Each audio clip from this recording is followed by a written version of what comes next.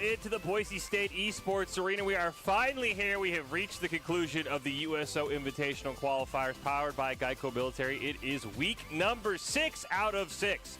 Since 1941, the USO has been the nation's leading organization to serve the men and women in the U.S. military and their families throughout their time in uniform.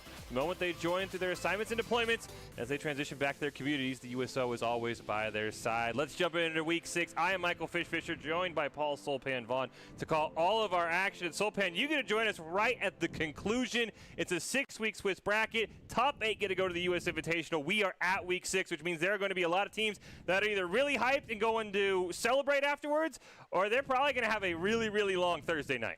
Yeah, what can I tell you other than I'm excited to be here to finally cherry pick all the good matches away from you. We're here with, I think, our very first match, two teams, UTD, undefeated right now in this bracket, playing to maintain that first seed positioning. Yeah, as you said, UTD, our last undefeated team. They're taking on Eclipse Esports, who is 4-1. Based on all the math we have done, these teams are both squarely in that top 8. We do have a standings we can take a look at as well. As you mentioned, though, this is for top seed. When you get to that USO Invitational, that's going to be where maybe you get an easier team. We take a look at our standings. UTD right there at the top. Eclipse is in 3rd. This is a very huge battle.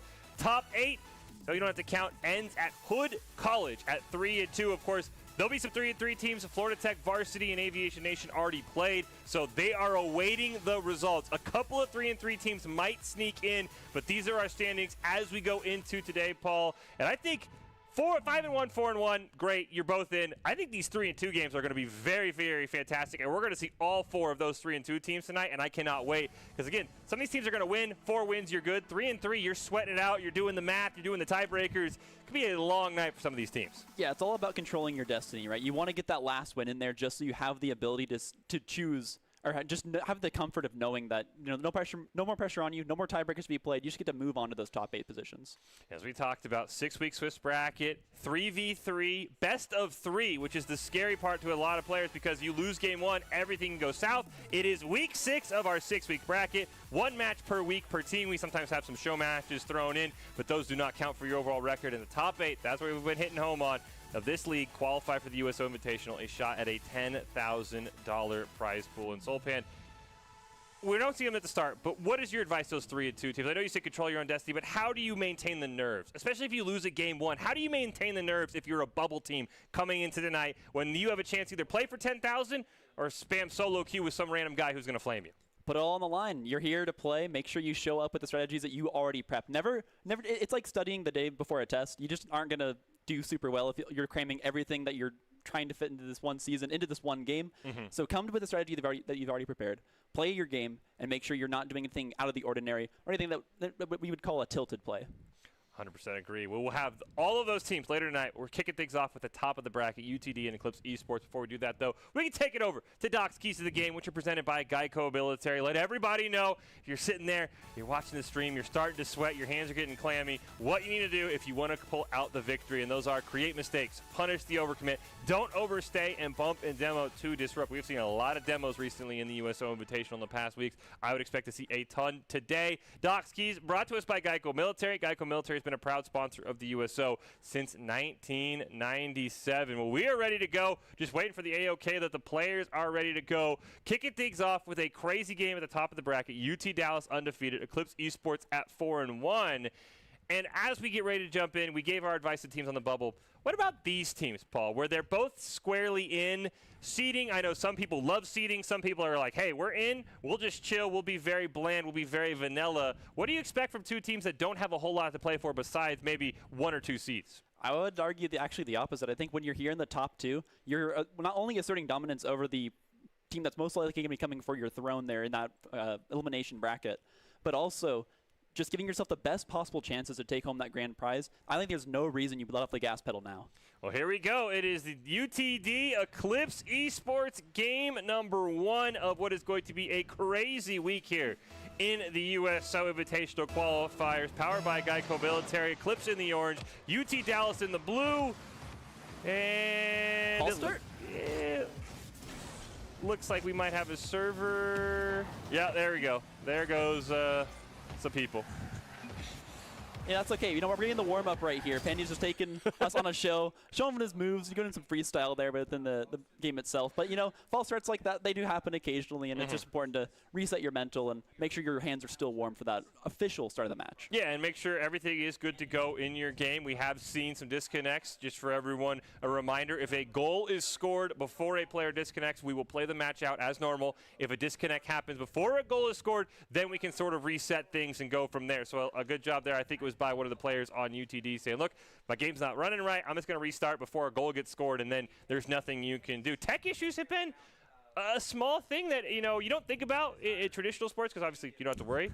Esports tech issues, especially at a non-LAN event, can be kind of scary because you're the only person in control of it, and you have to be the one who makes the call. Yeah, I'm good to go, or hey, I need 5 minutes. I got to restart everything. Yeah, are you the best player or are you the best IT person on your team? I think there's room for both on any roster. But here, UTD just doing a quick restart. We'll get them back in the game in just a little bit. We'll get this first seed contention match underway in just a little bit. It's week 6. Are you like unplugging the landline? I don't even know if anyone has a landline. You unplugging everyone else's internet, telling nobody they can watch Netflix? Or is that what you're doing if you're in these players' shoes, Pauls? Or are you just trying to hope like, man, I really hope mom and dad don't want to watch, you know, Dune right now. Like, you know, please. No 4K streaming, mom and dad. No HBO. Please, none of that, mom and dad. None of that, please. But we will see.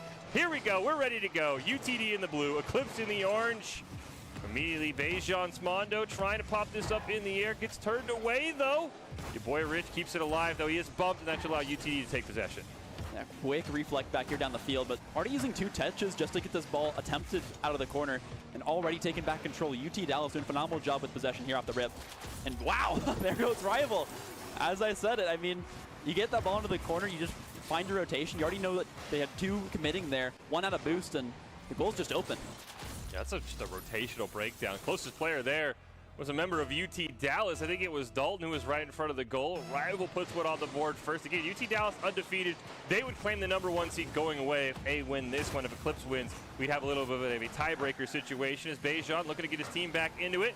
Dalton with the nice challenge there. Goes with a bump. Pops it right over Pandy down to the orange side. And once again, UTD is going to take possession. It's all about efficiency of movement here. You got to get down the field, make sure you're repelling this attempted push here from UTD. But once again, just maintaining his possession. I feel like already, we're less than a minute into the match. We already have UTD just having such good control over the entire field here. As Dalton once again on the clear. Will be blocked by your boy Rich as he now looking. Nope, can't get it. Dallas is there on the clear once again. I love Dallas's strategy. Just bang the clear long, race down to the ball. So far, they've been pretty successful now. Bejan in the corner, trying to sneak it past Ghost. Gets denied right towards midfield. But a nice clear there by Pandy, I believe. And Eclipse might have a good chance here over in the corner. Gonna be tough to clear it out, though. There's no momentum on that car. I mean, I feel like time and time again, you're seeing Eclipse Esports here try and make a push on top of the ball while just standing perfectly still. And UTD always with the momentum. And once again, it'll be a nice redirect from Dalton midair.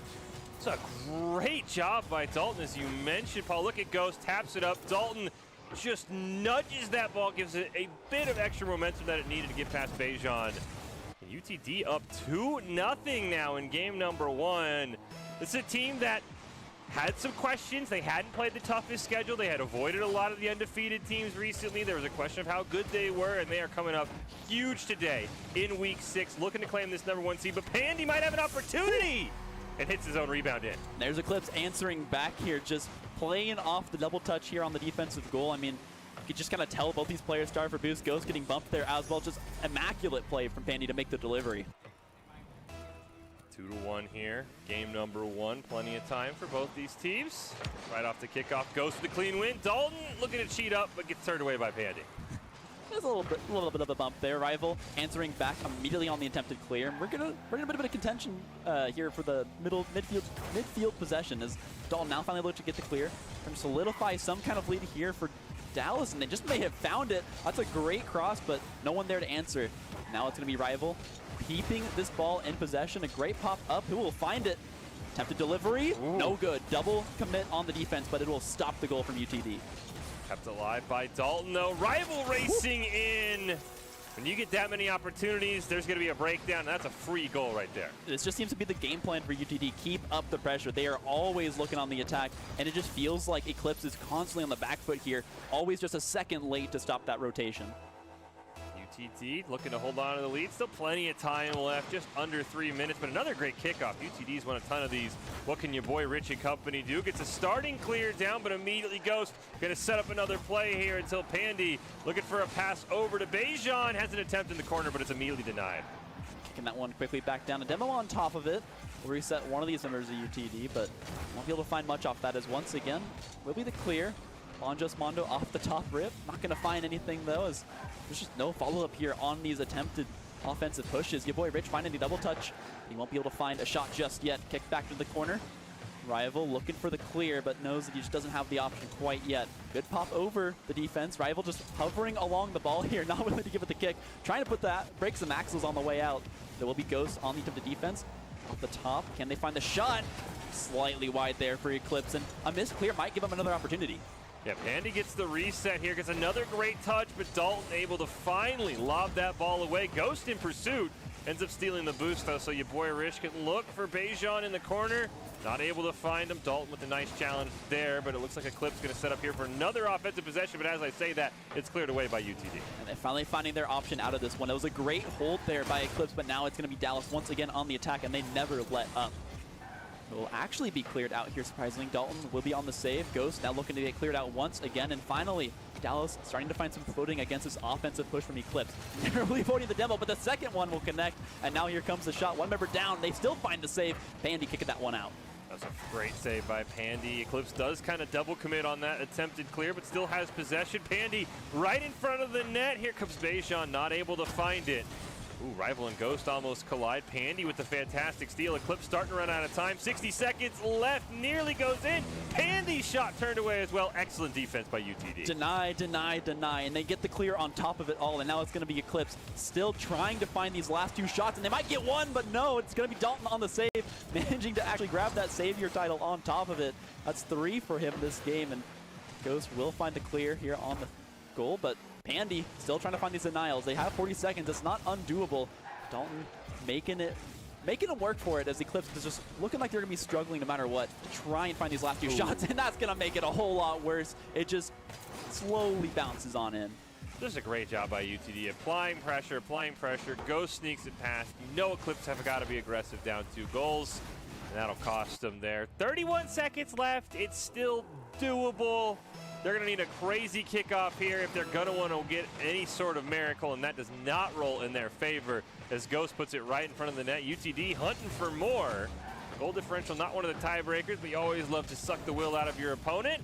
It looks like that one will be turned away here, and if we take under 20 seconds, the question is, can either of these teams score a goal? Because it looks like, Paul, UTD is going to win this game. Yeah, doable window is getting smaller and smaller there, and I'm going to call it nigh impossible now. Dallas taking game 1 here over Eclipse in a fairly dominant fashion, just insanely controlled on the possession, and they're going to feel really good going into match 2 of this best of 3. I think one of the most impressive things was the UT Dallas defense. We'll talk about that in a second, but just a reminder, this tournament powered by Geico Military. Geico Military been a partner of the USO since 1997, providing support to military service members and their families throughout their time in service. Thank you, Geico Military, for being a force behind the forces. We let the players reset for game 2. I think, Paul, the biggest talking point has to be there was that minute stretch where Eclipse had a great chance to get back in the game, and it was about 4 or maybe even 5 saves by the UT Dallas defense. I mean, you even mentioned deny. That was a fantastic defensive showcase from UTD to win that game. I mean, to their credit a little bit, once UTD did have that lead, like you said earlier, Eclipse had to play the aggressor, had to constantly look for those shots and even up that score to go into overtime. So they were always committing 2, which allowed Dallas to just constantly find more and more shots and rack up the scoreboard against them. They just never found those windows they were looking for. And yeah, while Dallas had put up a great defense there, Eclipse, I'm not seeing enough demos out of them. When you're in that forward position, you just know they're hovering that goal. Try and get someone else forward, double commit to the offensive push. You already are double committed, and make sure you can ensure that goal and finally reset that possession. And UT Dallas has a very interesting offensive style. It clearly was just blast it clear and we'll race for it, as opposed to Eclipse. It felt like, well, we want to dribble it up. We want to set up a teammate off the back wall, off the back post. UTD was just, hey, lob it down, and it's like we're playing hockey. We're just racing for an icing call. And I think that really works well for them because they beat the Eclipse Esports to that ball a majority of the time and put those goals in. As game 2 kicks off, can UTD be our lone undefeated team at 6-0? We will find out here as Bejan makes a nice stop. They're looking to dribble it out, but a great challenge by a rival keeps this possession alive. Looking for a center to somebody, but Pandy gets a great steal and goes to pass over to Rival a bit high, can't connect. Rival pretty much challenging 1 versus 3 there against the entire side Eclipse. Will finally get passed back downfield towards Dalton. He's able to cross it over to middle, but there's a good defensive player on this rotation, making sure the ball gets kicked back on over. And now it's Eclipse on the aggression here. And they don't have any goals to worry about here, so they can maintain a full defensive rotation lineup. Just need to keep this ball in possession. That's not a great touch, though. Ghost is going to take full advantage, and it's going to be Dallas taking command once again. Boy, Rich snuck that one past. They get a nice bump there as well for them to keep the possession going. Pandy racing in. There's those demos Paul was talking about. Can you make it into a goal? But Rival's in a great position, dribbles it out, lobs it past one, looking for the rebound, takes an awkward hop. Ooh, nearly an own goal, and Dalton sneaks that one in. That's unlucky. I mean, when you get the ball just tipped up in your own corner, you're playing defense against yourself. It just means that there's 3 players ready to take that offensive push and immediately capitalizing on the slight blunder here from Eclipse. Dallas just wastes no movement. Dalton's shot, I thought that Bejan was going to save that. Get it on this kickoff here. Here comes your boy Rich with a great touch on an open net, and we got a tie game. There you go. Right off the kickoff, it's going to be Eclipse evening this one up immediately. Again, they won't be on the defensive or on the offensive back foot, forcing to double commit all the time. They can just play an even match, get back to being level-headed. You're still very early in this game. You still got a series to play out. First great kickoff we've seen from Eclipse. Usually UTD's been winning them quite handily, and there's another one from Dalton. And now this could be a goal almost immediately. Your boy Rich misplays it, but luckily gets bailed out. Good attempt to clear there, and another offensive push. Dallas just always winning these kickoffs, it seems. I mean, I think that the kickoff goal right there was an anomaly, and now they're going to try and answer back in a quick fashion. Not going to happen, though, just yet. Pandy on the attempted shot here. Tries to get the redirect, but is unable to punch it down and get that dunk. This is Bejan, the only one back on the defensive rotation. Has a player back now, but is it too late? Pandy in the corner will be able to contest this ball, and it should be Eclipse making their way to this one, scrapping it out. Boy, Rich now looking to clear this one. Oh, nice play around Dalton, but they didn't think Ghost was going to be there. They get the double commit. UTD, can they keep this ball alive? Oh, Rival wanted to pass. Dalton wasn't ready. Ghost going to have to bump him away. Scary spot there for UTD, but they're able to survive as Eclipse takes possession. There's just no form of momentum here, so once again, it'll be Dallas kicking it back towards the side of Eclipse. They haven't managed to find the exact same offensive pressure they had in that first game, but already you can see the pressure mounting here against Eclipse's. Dallas once again finding a good touch here out in the middle. They'll kick it back towards the goal, but it's Bejan on the clear. And right when you think it's going to be Eclipse Esports on the aggression, Dallas is right there with them. A great rotation as now the ball's kicked back out to mid. Might be another attempted shot on goal. A good save. Dalton stuck in the kind of no man's land here as his teammates will be able to try and find this clear.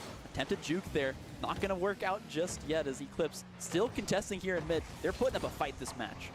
Finally, Pandy's able to find a clear, give them some breathing room, chases it all the way down.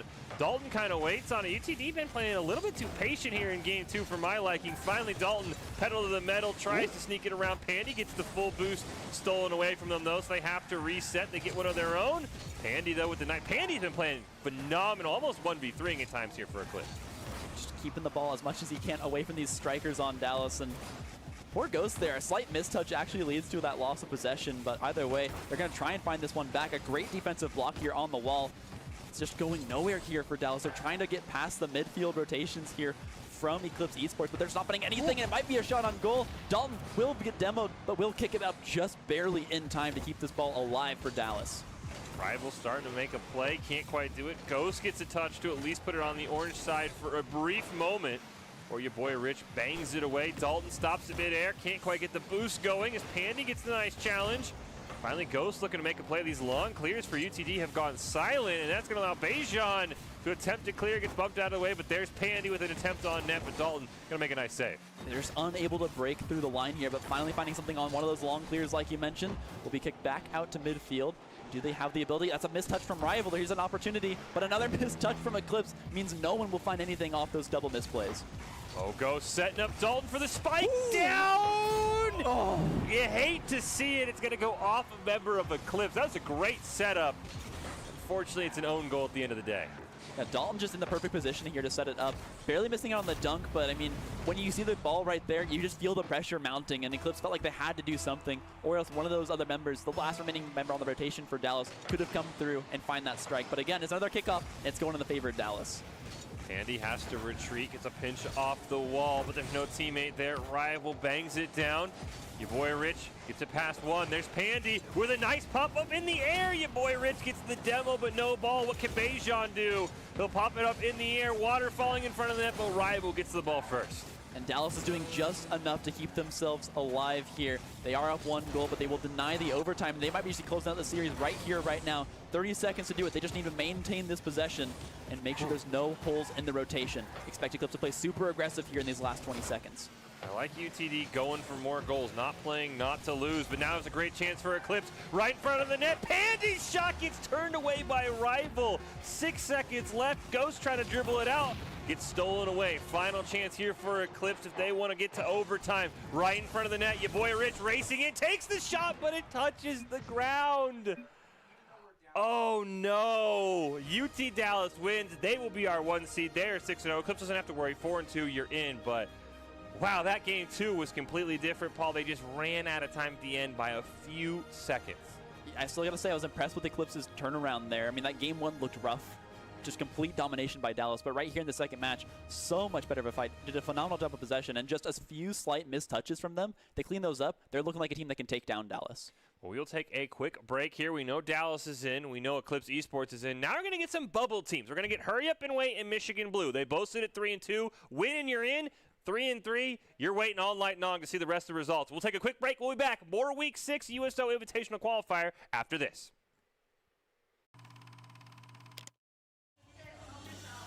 I wanted to go on the USO tour here in Alaska because I've actually never been to Alaska, but more importantly, I've never done a USO tour before, and this was an opportunity that I just couldn't pass up. I told everybody on my team I really want to dedicate some time, visit some people and thank them in person, and we just, threw this together, and everybody was very accommodating and made it happen. Here at Allison, it's just been a very warm welcome. I mean, not weather-wise, but people-wise, it's been incredible. Just getting to explore the grounds. I got to see some jets, which were absolutely breathtaking. Just being able to say thank you to the men and women who serve our country in person has just been so incredible. Ladies and gentlemen, let me hear y'all fired up and shouting for Miss Cassidy. Go! So I want to thank you guys for having me. This has been incredible. I want to come back. I definitely want to see more of it. I feel like I got to see as much as possible in one day, but this place is massive. So I would love to come back and see more.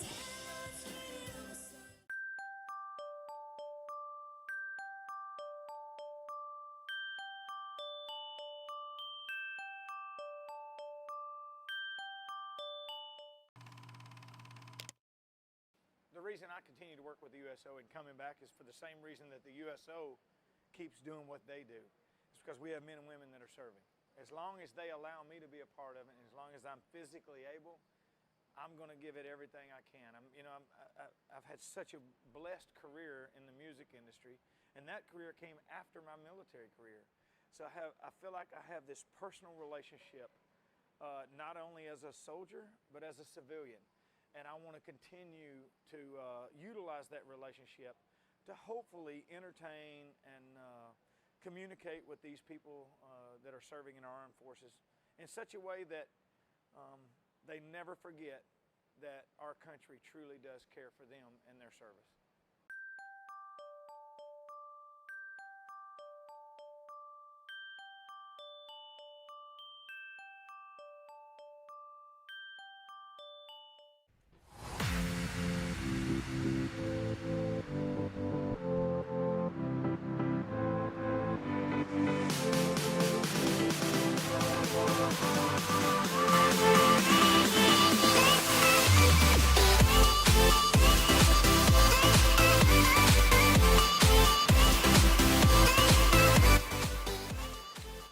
back into the Boise State Esports Arena. It is week 6 of the USO Invitational Qualifier powered by Geico Military. We have already got off to a crazy start. UTD has claimed the #1 overall seed. They are 6-0. Eclipse Esports couldn't get the job done, but at 4-2, they are safe. They are going to make it. Fish and Soulpan here calling all of the action in Soulpan. Now we get to the teams that you and I were talking heavily about, which is those bubble teams. Hurry Up and Wait, University of Michigan Blue, both at 3-2. Again, based off the math, 4-2, you're in. 4 wins, you're clean, you're good. 3-3 is a bit tricky here as you see the standings here. Of course, not updated, but this is how we came in. 4-1, you're good. There's not going to be enough 4-win teams to knock you off as the top 8 qualify. If you're 3-3, now you're playing tiebreakers with Florida Tech Varsity. You're playing tiebreakers with Aviation Nation. I'm very curious how the loser of Game 1 between Hurry Up and Wait and Michigan Blue is going to respond, Soulpan. Because you talked about it, you got to have a level head, but man, you're sitting there thinking like, could I play for $10,000 in a few weeks, or could I be sitting at home preparing for Thanksgiving? Those are 2 different mindsets. Yeah, stakes just get higher and higher, and especially coming off that first match, we just got to watch the undefeated team play. That's a high bar to live up to, too. So now all these teams that are feeling the pressure already, it just got a little bit higher off the high-quality first match we just saw, and they have to live up now to that expectation and play to the same way that Dallas just played, with those just impeccably clean touches, rotations, and everything to make sure that they can qualify for this top 8 spot. And as we prepare for this game, I'm going to put you in the shoes of Hurry Up and Wait. Michigan has a very talented player. Their name is Juventix. They've been our Geico Military Player of the Week, I think, on 2 different occasions. How do you handle an opponent, Soulpan, if you Hurry Up and Wait, when you know that there's one guy who could do everything? He could score, he can assist. How do you handle that one guy? Is it demo him and force his teammates to make plays, or is it demo his teammates and force him to be incredible? How do you handle when you know the other team has one superstar who's absolutely insane? I think both work. I mean, I really think that demo is the great equalizer of Rocket League. No matter what, making the other team play at least one player down in that rotation means that their touches have to be perfect. So you take out the best player, it means their next 2 touches will be slightly weaker. You take out one of the weaker players, it means the best player's touches have to be perfect. So either way, if we see heavy demos coming out here against Juventix's squad, I think we have a good chance. Here we go. Game number 1. Juventix is the player to watch out for. Absolutely do everything, man, for Michigan here. Michigan looks to take it up the field. There is Juventix on the air, dribble in on cue. He puts his team in front. Well, all right. Didn't see it right at the start. I mean, I was a little worried for this team. It's pumping up early next to their goal, but I mean, Juventix just takes it and runs with it all the way downfield, dribbles it cleanly through the air, straight into the goal. That's a heavy delivery here as we get into the kickoff. Hurry Up and Wait, gonna have to answer back here as they're already 1 goal down here in the first 20 seconds. Ooh, Nickel with a nice setup. Z steals it away, has a chance to maybe put it on net, but big old Bobcat makes a great save. Juventix, though, denied here. Nickel can't find the clear. Ooh, scary spot there, but looks like Michigan has possession. It'll be Juventix on the possession once again. Actually, a mid-air collision, I think, may have sent him sideways. So a little bit of uncoordination there from Mitch. See if they can find stop to put to the slight misplay there, but good offensive pressure so far here on this goal. Hurry Up and Wait, stuck with 3 in the goal. Slowly draining their way on boost. Look at the resources left for them. They just got nothing. Trying to find the offensive push is big old Bobcat. They will be pushed back into the corner, and finally the boosts are restored and they can play defense again. Some incredible saves there. The pressure's still on. Here's Juventix off the back wall. Big old Bobcat trying to set it in. One bounce turned away. DeFeeve pulls that one off. And now Spirit and company can finally look for a dribble, but Juventix will get the immediate demo. Nickel with the nice denial off the back wall. Z trying to lob it on net. But Michigan with a great stop here, and they're going to set up for another attack. This play in the corner is looking a little bit sloppy. There's still 2 forward here. Looking for the redirect. Not going to get it downfield. It's a good defensive clear from Hurry Up and Wait. The ball is now back on their side. They got to get this one out of here. Good offensive pressure showing up so far here for Mitch. Haven't seen Juventix do anything crazy just yet. Able to get this defensive clear, though. So he will now look for a shot on this goal. A good juke on the way over. A good pass, and Nickel will deliver on the shot. What a job by Juventix. Waits it out here in the corner. Baits out the challenge from Z and just sets up Nickel in a perfect opportunity. Gives his team the 2-0 lead here. And now we'll see what Hurry Up and Wait can do. We're about 2 minutes gone by in game 1. Again, winner is safe. They are in the top 8. Loser doing a lot of nail biting. And right now, Michigan feels like they're in command. They get a couple of misses. Juventix lobs it on net. Mitch currently managing the 1 goal a minute standard. We'll see if they can continue that trend here. But it is Hurry Up and Wait. Finding a good defensive block here. Kicking this one out. They do have 2 along this wall. A little bit clumped up. Z trying to get back, but it will be a good rotation here. But he's completely stopped. This is Juventix player of the game, trying to make the shot happen, gets it downfield and almost delivered there by Umich, but they are unable to find the shot. Nickel ends up getting bullied out of the way. Juventix keeps possession at midfield. The Feeve has to go back, get the full boost. What can they do? Nothing as Juventix right in their face. Z now has to find a clear, gets the demo, opens the map up a little bit, but Nickel keeps it alive till Spirit bangs it down and Hurry Up and Wait can try and make something happen. It's all about breathing room. They managed to find someone with that demo. That's actually a double demo. They're doing everything here to try and just delete the members. Z is just still chasing forward. He was looking for more, unable to get that last demo on the last rotation member. But all three members, I think at that point, respawning for Umich, still wasn't enough for Hurry Up and Wait to try and find that shot. Oh, Z has an opportunity, but gets turned away. Michigan has had a lot of these awkward double commits. Somehow have not been punished. As Feeve try to make a solo play happen, can't quite do it. Spirit's going to lob it right above the net, but Nickel makes a fantastic save. Spirit's going to try it one more time as their teammate. There it is. It's the Feeve, but the shot is too slow and too far wide. Just a little bit slow on the pop-up there. A slightly awkward angle for his attempt to push, and a slight miss there on the goal means he won't be able to deliver. And once again, it's Hurry Up and Wait, trying to keep up this offensive pressure. Still two members of Umich with 100 boost. They're going to be able to find this defense. Hopefully, they got the resources for it. Still blocking out just barely. Big old Bobcat being a defensive fiend. And finally, off the corner, they will find the clear. Get over the head of Z, and it might be a shot on goal just like that. There was no one back for Hurry Up and Wait, and they take full advantage. Can't really blame Hurry Up and Wait. Time was ticking down. Z probably needs to be a bit further back, but again, you're down 2 goals. You try to make it up. Things like that can happen. Overall, that was some spectacular defense, though, by Michigan. They have just shut out Hurry Up and Wait. This is what they're known for, is off the kickoff there. A little bit of an interesting play by Juventix. Could leave that one wide open, but it does allow them to get these backline boosts, and unable to utilize it. Did manage to get that clear anyways. They double commit to make sure they get it downfield, but can they find the delivery? Nickel looking for the shot. Will be blocked here by DeFave in the goal. Now getting back on defense themselves. Got to make it back just to be sure they don't get scored up here. I mean, they don't want to give any opportunities to Hurry Up and Wait. 30 seconds a goal, usually the standard. Of course, you can go a lot quicker, and that's what Hurry Up and Wait has to do. But right now, it's Michigan with all the pressure, forcing Z to make a great save. Kept alive by big old Bobcat. Z this time misses, and Nickel will not. The hats rain down, and Michigan's in charge. So he just got a little bit tied up here. He wanted to go for this double touch, but it was big old Bobcat just beating him to the ball, unable to turn his car around in time on that wall. It's just going to be a tough way to go about it. Z unfortunately missing there. It will be 4 goals now for Umich, and an insurmountable lead here at this point with 40 seconds left. Kickoff will go in the favor of Hurry Up and Wait. It's a good start to try and make a comeback, but once again, blocked off the wall here. Juventix, just being a defensive mastermind here on the backside of the goal, will actually maybe get juked out here, and will be a delivery, so Hurry Up and Wait does answer back, but they need to do that 4 more times. Yeah, they need another good kickoff, probably 3 of them. Finally, they score. They had so many chances like this where the ball's in front of the net, and Michigan had just shut them out. Kickoff here is imperative. 30 seconds left. You've got to probably get 2 more insane kickoffs. Let's see what they can happen. Z does get possession here, has a chance to make something happen, but immediately turned away by Juventix, sending everyone retreating. You cannot afford to not break axles here if you Hurry Up and Wait in this game 1. Every single touch that Michigan gets just means more and more time off this clock, and they're quickly running out here as a great defensive setup. It means the ball is now back on their side of the field with 10 seconds left.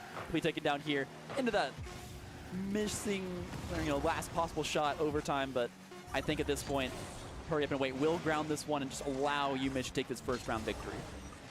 Hurry Up and Wait. Maybe wants 1 more goal on the feel good.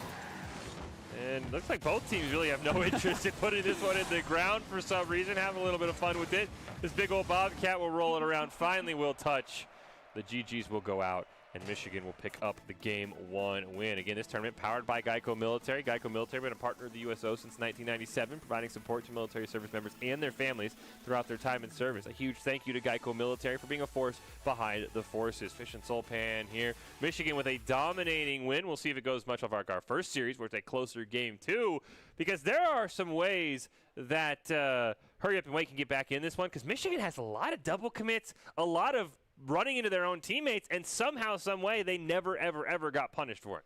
I mean, they had a couple opportunities there, too. I mean, they managed to find the demos. At one point, demoing 3 players off the map, but just still were not able to deliver. If they have the ability to go for those demos, I think they should continue to and just try and punish Umich's ability to play on the ground. Yeah, and the Michigan defense has been phenomenal as well. I think on stream, the stat is now 8 shutouts in like 11 games. They are incredible. So finding ways to crack that is going to be hard, which then puts a lot of pressure on your defense. You've got to find ways to slow down Juventex and company. And Juventex we had the first solo goal, that insane setup to Nickel. They've got to find a way to stop that Michigan attack, because I don't think you're going to get more than 2 goals on Michigan's defense. You've got to win this game too if you hurry up and wait 2-1. And I don't know if they have the offensive firepower and the defensive fortitude to be able to do that is my concern if you're a hurry up and wait fan. I still think the story of the game will be Juventus within 20 seconds scoring a air dribble goal across the map. It's just a great way to start the match. You know you're going to have that early advantage. You know you can play a little bit more defensively, and like you mentioned, their defense is just impeccable. They're so hard to break through. Jumich's defensive lineup, and if you can't get through that, there's no way you're going to come back from any kind of deficit that they set up against you. And you've got to hit your goals. As Solpan mentioned, you got a triple demo, and you couldn't find the back of the net. No one's defending the ball except the goalpost, and you couldn't find it. As here's that man again, but Juventus can't quite complete the air dribble this time off our Game 2 kickoff, and this should allow hurry up and wait to maintain possession. Yeah, unfortunately not finding the 100 boost there to start out. Was just trying to do it with the starting kickoff boost, and not going to be enough for him to find any kind of crazy air dribble. Still getting it downfield, though. Nichols just kicking this one forward. We'll get into the corner. A great pinch there to push it all the way across the map. This is still Umich maintaining possession. Kicking it back to the other side of the field, just trying to maintain some form of possession. We'll actually get it past that attempted defense. Now, once again, keeping it towards this goal, just denying any kind of offensive attempt here from Hurry Up and Wait. Might be a attempted shot. Z will be there for the block. Kicking it back on this wall. It'll just be off the left wall, constantly back into this corner. It's Hurry Up and Wait trying to kick it all the way back through the field, but it's just too much pressure on the single corner for Umich. We'll finally get someone back. Finally get it to clear across, but easily kicked back here by Nickel. Getting over the defender's heads. Defave on the side, trying to find a block, but just can't get anything. And finally, I think they have some breathing room, as there's no one here on this rotation. Defave can finally go chasing Juventex off the respawn on the demo. Able to now get a touch on it. Gets it around Spirit. Hops over Z. Defave immediately the last one back. Great pass to Spirit, but they hit the crossbar. Story of the day for Hurry Up and Wait. Another great shot from Z is turned away by Big Ol' Bobcat. And Spirit does keep possession as Big Ol' Bobcat now get a taste of their own medicine in that right corner. The fade keeps it alive. Here's Juventus, though. Pops it up in the air. Can they make a play on the rebound? Spirit not going to allow any of that. Clears it back out.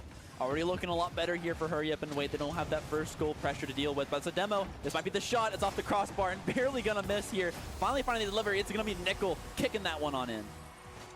At the demo, that's a great job by Big Ol' Bobcat. Where is the rest of Hurry Up and Wait? Spirit goes racing for the ball. That one just sat in front of the net for so long. Z just a split second too late. You saw him bump out Nickel as soon as that shot was taken. Unfortunately, it's Michigan in the lead here. Big Ol' Bobcat, once again, this unique strategy of getting that midfield boost and immediately pays off for them. Ball ping-pongs around, but does get cleared back out to midfield. Yeah, I'm just seeing some interesting kickoff strats here from Umich. They got rollouts planned, and it's working at least a little bit here against Hurry Up and Wait to get them that initial possession. But already struggling here. It is Hurry Up and Wait, putting on some offensive pressure of their own. They'll get the clear here. Getting it back towards Umich, but a great off-the-top clear. Will be a nice attempted save here, but a nice bump. This might be in an open net. No opportunity found, though. They'll be kicked back out, but the pressure is still on them. Dave gets a nice clear. Nickel dunks it back. Scary spot right in the midfield, but Z gets possession, pops it up over one. Nickel gonna lob it up in the air. Here comes DeFave, sees their opportunity. Turned away by Juventus, and Michigan's defense holds strong. Now on the breakaway, Big Ol' Bobcat gets challenged here, and it gets cleared back. Kicking it back and forth. We're getting the long clears and getting some reminiscing on that game one that UTD was constantly kicking it back downfield. Finally, we're seeing some of that here is no one able to maintain anything kind of close pressure. We had that crazy snafu in the corner earlier, but right now it's just constantly back and forth, ping-ponging back across the field. LC Spirit looking for some form of control here. Might be able to find a contest, but no. Blocked there in the goal, and a good lineup there by Umich to keep the ball out of their net. Great touch by Z at midfield to keep it on the orange side. LC Spirit gets a nice steal on that pass to Nickel. Waiting, though, nobody was there. The rest of the team getting boost, so a wasted possession. Z takes a shot. Huge save there, forces the double commit. What can Spirit do against Nickel? Gets it around them, but Juventus Makes another fantastic save. Z gonna keep it alive though. Playing it to themselves. Big ol' Bobcat steals it away. That's a huge demo onto Juventix, but it hits the crossbar once again, and the ball's gonna go coast to coast for a Michigan goal. Big old Bobcat just waiting in the wings, trusting in his defense, gets downfield once he saw that missed touch and manages to find this nice shot.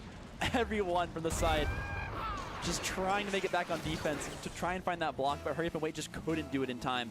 And now they need these kickoffs desperately. Minute and 28 seconds left. They still haven't managed to penetrate UMich's defense, and already it's UMich with the possession.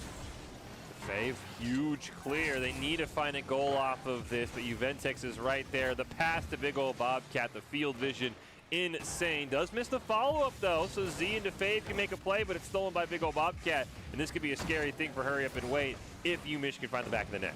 Had a chance there, but unable to get it off the top of the crossbar. UMich almost had the offensive pressure there to find a third, but it will be finally kicked back downfield. To Fave with no boost manages to find the clear. But now it's three in a corner. A good demo might be the lineup they need. But once again, UMich's defense is just unbeatable. And it's the man, the myth, the legend, dribbling it downfield, but he will finally be stopped. Fave has to make a play here. Gets it to Spirit, but they can't connect. Big ol' Bobcat recovers in time. Juventix clears it away. That net is wide open. Will the ball line up is the only question. It will not. And now there's some ping pong. Fave ends up in charge. And in a crazy sequence, Hurry Up and Wait's back in it. Yeah, I mean, just slight overcommittal here from UMich, right? Just too many members on the wrong side of the field. There was no one back behind this man. He managed to just dribble it on in off the back of a missed touch and a good clear. And finally, they'll find their first shot and stop the shutout from UMich Blue. Kickoff will come. Z on the kickoff there. Will manage to get it in the right direction at least for now. But UMich, once again, defensive-oriented team looking to find the clear early here. They need to find it quick as timer is ticking down. They might just be looking at an overtime, but they try and find the answer, and it will be another shot on goal. Juventix gets it back downfield. It's breakaways on breakaways. This is a great play by big old Bobcat. You see they were waiting down there, realizing I don't think I can get to it. Z might not be able to, but I'll get the demo for style. And that changes everything. 12 seconds left. Hurry Up and Wait needs 2 goals to stay alive, or they're going to be at 3-3. These kickoffs for Michigan, the rollouts have been very interesting. They give me a panic attack every time, but it works out. Whoa. And Juventix says, all right, no need to worry. Seal the deal. Juventix dribbling it over the enemy team. And like you said, all off the back of a really good kickoff. They constantly go for these jukes, and they're paying off. I mean, another kickoff goal here lined up for UMich and solidifying and truly punching their ticket here to the top 8. 4-2 for Michigan Blue, coming all the way from 0-1. They get a fantastic run. We've seen a lot of that journey here over the last few weeks. They will be good to go. For Hurry Up and Wait, they fall to that 3-3 hodgepodge with Florida Tech varsity, with Aviation Nation. They'll probably get 1 or 2 more teams, and then we'll have to get to our tiebreakers at the end of the night to see who goes where. But overall, a big win for Michigan. And before we go to a quick break, you have any final thoughts you want to put on that series, Solpan? It's a impressive defense here by UMich. I mean, they have a dropped match, and honestly, I don't know how anyone managed to get to that defense. My only question is, who was the team that managed to take these guys down? I think it was Eclipse. I think it was Eclipse that took them down. It's taken the best of the best. It has been absolutely insane. Michigan has played phenomenal. Juventix has come alive. We're going to take a quick break. We have more Rocket League action, though. It is the USO Invitational Qualifier. Week 6, it is do or die week, powered by Geico Military. Who's making it in? Who's going to be on the outside? Look it up. It's all going to be coming up right after this break. The reason I continue to work with the USO and coming back is for the same reason that the USO keeps doing what they do. It's because we have men and women that are serving. As long as they allow me to be a part of it, and as long as I'm physically able, I'm going to give it everything I can. I've had such a blessed career in the music industry, and that career came after my military career. So I feel like I have this personal relationship, not only as a soldier, but as a civilian. And I want to continue to utilize that relationship to hopefully entertain and communicate with these people that are serving in our armed forces in such a way that they never forget that our country truly does care for them and their service.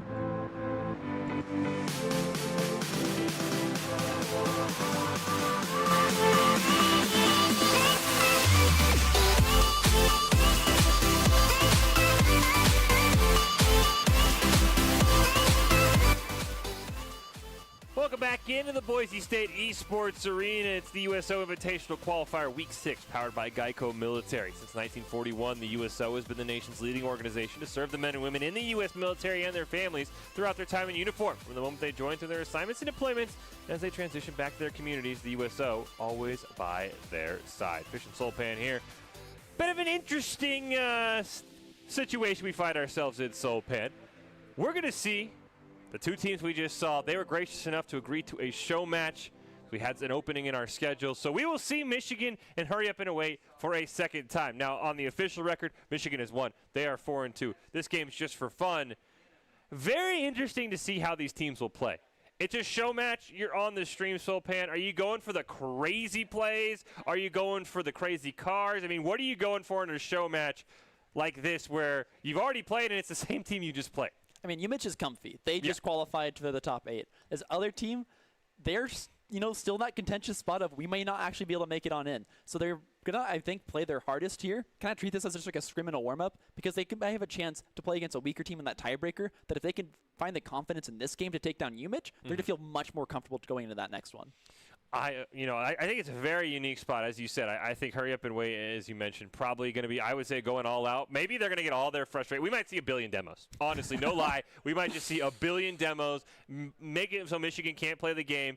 Get your frustrations out. I hope somebody brings out some unique cars because, I mean, look, if you're Michigan, like you said, you're feeling comfortable. I'm looking for some crazy off-the-wall, 5-man play where everybody touches the ball at least 4 times kind of play. Just have some fun with it because that's what the show match is here for.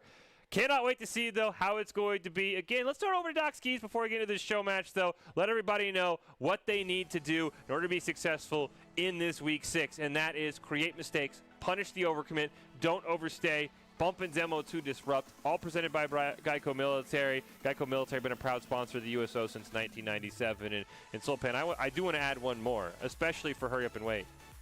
Hit your shots. I can't count the number of times they hit the crossbar in our last series.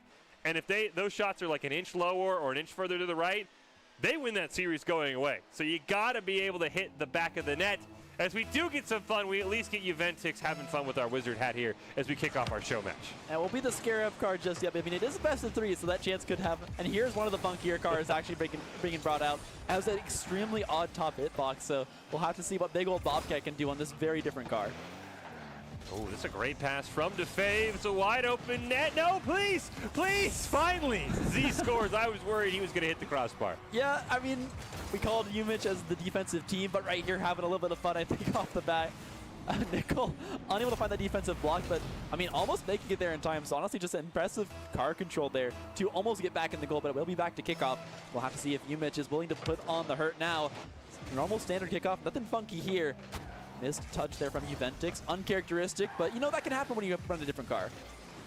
Oh, Z, what a pass down to DeFave. Did not see Juventix coming out of nowhere, though. They were in the blind spot. They steal it away. Huge shot from Spirit, but Nichols there. New car, same great defense for Michigan here. As DeFave now getting some pressure on early. Nickel, though, with a great clear down. And it's getting all the way back, trying to play against Juventix, who flying through the air is unable to find the touch, but does manage to maintain this possession, at least for now. Pop up towards the goal. Juventix will manage to find the next one. A demo means a shot on the goal, and it'll be good. Juventix does deliver. Same game plan that won in their last series. Big old Bobcat hunting for demos. Juventix taking shots on open net. You see Z respawn right in front of his teammate. And he was the member who got taken out by big old Bobcat, who's already got a pair of demos. Maybe with big old Bobcat getting out some early frustration from last time here. He's tired of you. He's tired of Juventix stealing away the spotlight. He wants to grab some for himself. Shows up at least in the kill feed there from those demos. Now getting back down towards field. Still have to maintain this defense. Be a little bit careful here. I mean, you don't want to give up too much against Hurry Up and Wait. Will be a nice defensive block here from Nickel, kicking it back downfield. Slight block on the disruption there. Looking to now get it on the cross. No one's there for delivery, though. He's just trying to maintain possession here with no boost left. Will be a nice corner shot to recenter the ball. Will finally be cleared out here, and here's another breakaway. It's Z getting outfield, but again, Juventix from nowhere, from the blind spot, as you said. Just seemingly materializes to block these shots. He's got the wizard hat on. Maybe he's teleporting all over the place. I don't know. It feels like it at times. is right in front of the net. Spirit does at least get a bit of a clear. Nickel not able to challenge it, but there's Uventix. What a pass down to Nickel. Does get stolen away by Z, however. The Fave and Big Ol' Bobcat go up. Okay, nobody wants to find the ball. Finally, Uventix gets a couple of touches on it before Z clears it down. Back and forth to Fave. Putting up a much stronger fight this time. Tied up 1-1. A very early goal and against the impenetrable defense here of Michigan. They're trying to maintain some offensive pressure here as they kick it back to the corner. Almost a shot on goal to Fave. Unfortunately missing out thanks to the block there from Nickel. They'll get it back down on the opposite side of the field. It will be the offensive push here from Uventix. One player out in the middle cannot find the shot on goal. Nickel not going to get the touch either, and it will be cleared out once again by Hurry Up and Wait. Nice play by Uventix there. Has Big Ol' Bobcat. Oh, I think they wanted a pinch there, and that is not what they wanted. But as you mentioned, maybe a different car, different hitbox than you're used to. As Z gets the demo. Nice save there. Surprised. Didn't even get credit with the save. Psyonix robbing people. But now it looks like Uventix and company looking to dribble this one away. Stopped by Spirit, but a big rebound, and nobody's there. They'll be just kind of cleared out into this neutral position out in the middle. Z taking control, though. A shot on goal. Off the crossbar. Nicely deflected by Nickel to deny the follow-up. We'll manage to get the cross once again, and this time we'll just go wide on the touch. So now there's an opening, but UMich can't seem to find it. They will manage to get the clear, pushing it downfield. But can they find the cross? Denied here by Z in the corner. They'll get it back across the goal, but they got 3 on offense and 1 member headed back. This looks like it will be UMich's failing to deliver on the possession. Oh, Big Ol' Bobcat, a steal around 2. The Fave retreats in time, but Big Ol' Bobcat making a name for themselves. Now Uventix in this corner. We've seen Michigan so much here tonight already. Nickel gonna lob it down, look for a pass maybe. Spirit pops it up in the air. Nickel's got a teammate in front of the net. Let's get just barely bumped off the ball. Spirit will win the battle to that one. Uventix keeping it alive for Nickel and company. Right in front of the net, but nobody's there. Looks like Michigan's gonna have to retreat. Here's the offensive trap they managed to set up. Demos might disrupt some of that though, but it will be Big Ol' Bobcat now looking to break the axles of this last remaining defender. Cannot find it though. Good deflection here in the air, but can they find the delivery? Anyways, Nickel finds the shot on the side, and the pressure just mounts here against Hurry Up and Wait. Fortunately for Spirit, they were fresh off the respawn, so they only had that starting 33 boost. Just could not get enough air. Nickel capitalizes, and Michigan takes a 2-0 lead. But you can see the demos coming out here. 5 for Hurry Up and Wait. A 4th picked up for Uventix there right off the kickoff. A great job taking out Z. There's another one in the background, but unfortunately Michigan still has possession.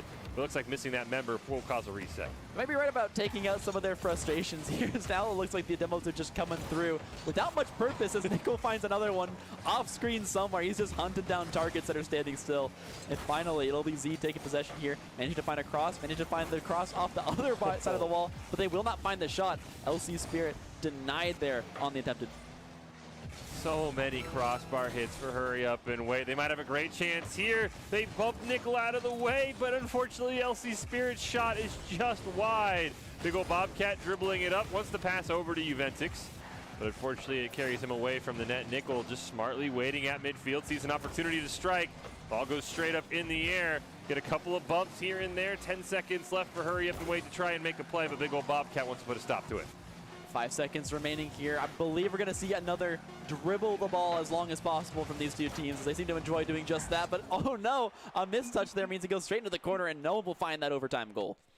Great win there by Michigan in that show match. I think we might have one more between those two teams. We'll have to see. But this tournament is powered by Geico Military. Geico Military has been a partner of the USO since 1997, providing support to military service members and their families throughout their time in service. Thank you, Geico Military, for being a force behind the forces. Interesting game, but it felt a lot like our games that we had just seen between these two teams. Michigan is going to be able to scrounge together a couple goals, put a lot of offensive pressure on, and that defense is just lights out. Outside of that one early breakdown, they still just not allow a goal in the back of the net, new cars or not. Yeah, it kind of felt like they got scored on. They were like, okay, guys, it's a show match, but come on, we're better than this. And then they turned it back on. You saw them just lock it down, find 2 shots for themselves, and then just close out the rest of the match. But now we're at a point where they managed to win on kind of these more for fun cars. So I'm almost expecting this next match to be UMich going, all right, you know what? They scored on us. No more of that. And they're going to come back out full swings, haymakers for this team as they try and just close it out cleanly against Hurry Up and Wait.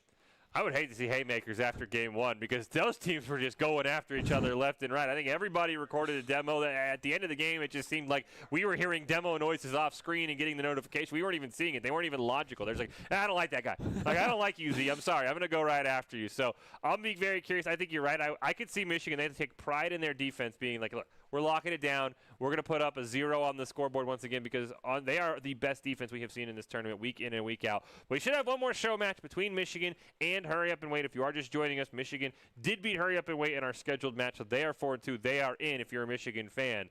Hurry Up and Wait, 3-3, going to be on that bubble with a couple other teams, and I think there's at least 1 or 2 more teams that are joining them later on in the night that we should get to see. But we are waiting one more show match here before we move on to some very big matches between more 3-2 teams. But right now, either I want to see Michigan go full try-hard or, like, even more silly. You know, like the Fortnite bus, maybe the Batmobile. You know, I just want to see them go, like, full, absolute insanity or super try-hard, lock them down. I mean, all I'm saying is they could be the first scarab of the tournament, right? I mean, I don't think it's been brought out so far in these 6 weeks. Someone's got to be the first one to do it, and it could be Michigan here in this next match. Hopefully they be triple scarab. Triple scarab, yeah. Why not do it 3 times? Exactly. Well, 1 wasn't good enough. Let's just do it 3 times. So waiting to see here if this show match will go on. If not, we should have Escape Velocity in the chats coming up after this at about 6 minutes or so, which is another 3-2 team versus a 4-1 team. A very poor, unfortunate draw for the Chats, but we can hopefully hit on that more in a little bit. But waiting for this show match here between Michigan and Hurry Up and Wait. See if it's going to be the triple scarab that Sulpan is chanting for. He joins for the first time and already is like, there's not enough scarabs here. Like, I don't know if I can come back. I mean, it's just the facts of the matter, right? The scarab is the greatest card in the game. Agreed. It matches the ball. When there's scarabs on the field, your opponent thinks the scarabs are the ball. And you might end up seeing many more demos just out of frustration because they get confused, right? It's it's factual information. There's nothing that could go against what I'm saying right now. Nope. And evidence is not real. I have nothing to argue that the Scarab is the best card. I mean, again, I think UT Dallas in some of the games we didn't see on stream probably played triple Scarab, and that's why they're undefeated. They just, like, on stream, they're like, well, we can't give away our strats. So we'll tone it back on stream. But, yeah, I would assume every team, when they're not on stream, just plays triple Scarab. It's 6 Scarabs just racing around. No one knows what's the ball. No one knows what's the car. It's pure insanity, as it has been. Well, let's start over to Doc's Keys of the Game as we wait to see where we are going next in this USO Invitational Open, or USO Invitational Qualifier, all trying to get to the USO Invitational. Those are create mistakes, punish the overcommit, don't overstay, bump and demo to disrupt. Sulpan would now like to add a 5th one, which is play the Scarab. As we hurry into this one here, and it looks like we already get a demo immediately. As Michigan, it doesn't look like they've changed too much, unfortunately. You know, I can't say I'm not disappointed, but I do respect it. They are here to play. They want to lock it down, and Scarab may not be the card to do just that, but still trying to find some offensive pressure here. They kick it down towards field, or even wait, but now some good offensive pressure of their own off the start here. Trying to find another one of those early goals to quickly disrupt, hopefully nullify some of UMich's defensive pressure. That's a great way to start it out. LC Spirit, corner to corner in that goal, manages to find one. LC Spirit's got to be asked, where was that lucky bounce 3 games ago? Because just, as you said, corner to corner, you cannot defend it. This time the crossbar bails him out. It had been their arch nemesis, helping them here in our show match between these two teams. Does look like we've got a couple of different... That kickoff scares me every time. I'm like, what are you doing, Juventix? And then I remember that's all part of their strategy because it results in possessions like this. But, man, I get scared every time. That's a good strat, but you did mention earlier we wanted some Fortnite Battle Bus. I do see some Fortnite representation with the llama hat. Not quite the same, but trying to find some defensive pressure here. The Merc being brought out as well by UMich. Supposedly a good defensive card with the lighter hitbox, but it'll be worth nothing here as once again another shot on goal, and it's good. Now, I want to see what Michigan, we talked about in our first game of the show match, they kind of tightened down the range after that first one. That's a great goal by Z on a setup from DeFave. Curious now if they'll maybe, you know, of course you can't change cars mid-game, but if they'll maybe lock it down a little bit, we do get more of a traditional kickoff. As here's Juventix trying to make a play, stopped by DeFave right at midfield, ball bouncing up and down. Z, they'll lob a shot maybe as a teammate, but Nick will make it another great save. They knocked into the corner here. LC Spirit trying to find a shot on the goal of their own. Really their second of the match if they can manage to find the secure, but also get back downfield. The defense is good. UMich has arrived. They're awake. They have their coffee, but now fully repealed.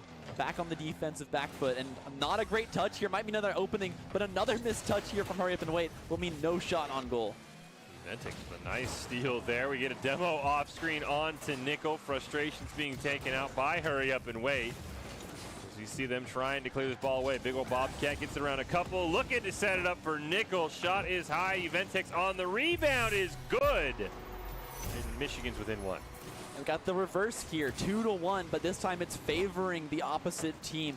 UMich on the back foot this game. They've got the defense, but they need to find one more of these at least to bring it in overtime. And against Hurry Up and Wait, who's managed to find some kind of footing in this match here with this 2-1 lead, might just have the ability to hold it down. Kickoff is barely neutral here, but Z will find that pressure with that boost. Now looking to get it crossed on over. A good block here on the attempt to defense, but finally is UMich managed to maintain possession. Still holding it out in midfield. There's finally an on-screen demo. We got one. They won't be fully on brand this match, but now kick back towards the goal. LC Spirit hovering fairly close. Popped up. No one's there on the final rotation, but just in time out of nowhere, Nickel finds the save. How did they're gonna go coast to coast? I mean, Big ol' Bobcat scores. All credit to Nickel. We just missed one of the best saves we've seen. I thought that was a goal. I thought it was 3-1. Big ol' Bobcat goes coast to coast. That was crazy. That was absolutely crazy. I think you're ready for this kickoff. Michigan again. They mess with the other team for a bit. So they're like, okay, you know what? Like, no, you're not gonna score a third goal on us. Like, that's not what that's where we draw the line. Yeah, 1, okay, all right, you had your fun. 2, getting a little bit dangerous, and 3, UMich decides no more. We're taking this game over. 2 goals in a row now for them, and they're looking to clean this one up. Another demo dropped here for UMich in the midfield.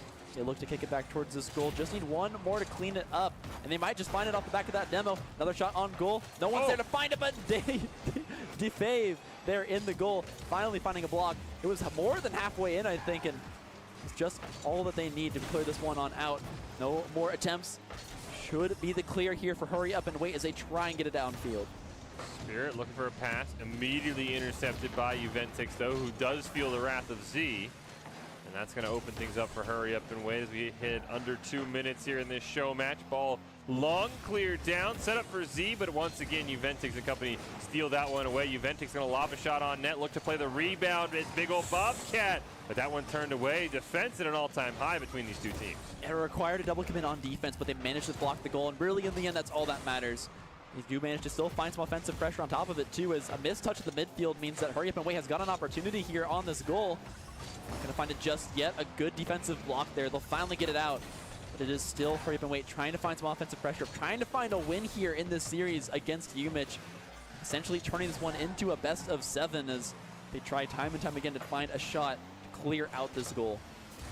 Z can't quite get to it. They do get a double commit from Michigan, but Spirit now can dribble it up. Nickel steals the boost away from them, though. They've got the fave right near midfield, but Ventix will stop that attempt in its tracks. Z hopping over his teammate, gets it around a couple. Michigan clumping up again, but never been punished, and now they get a huge clear. Nickel's racing down, trying to redirect it on net, but a great stop by Spirit. Yeah, that demo may have actually just saved them. There could have been a third player there to try and find the shot, but in the end, they managed to find the clear once again, and Hurry Up and Wait does lose possession here. It's Big ol' Bobcat with no boost on the wall, trying to make something happen in the Merc.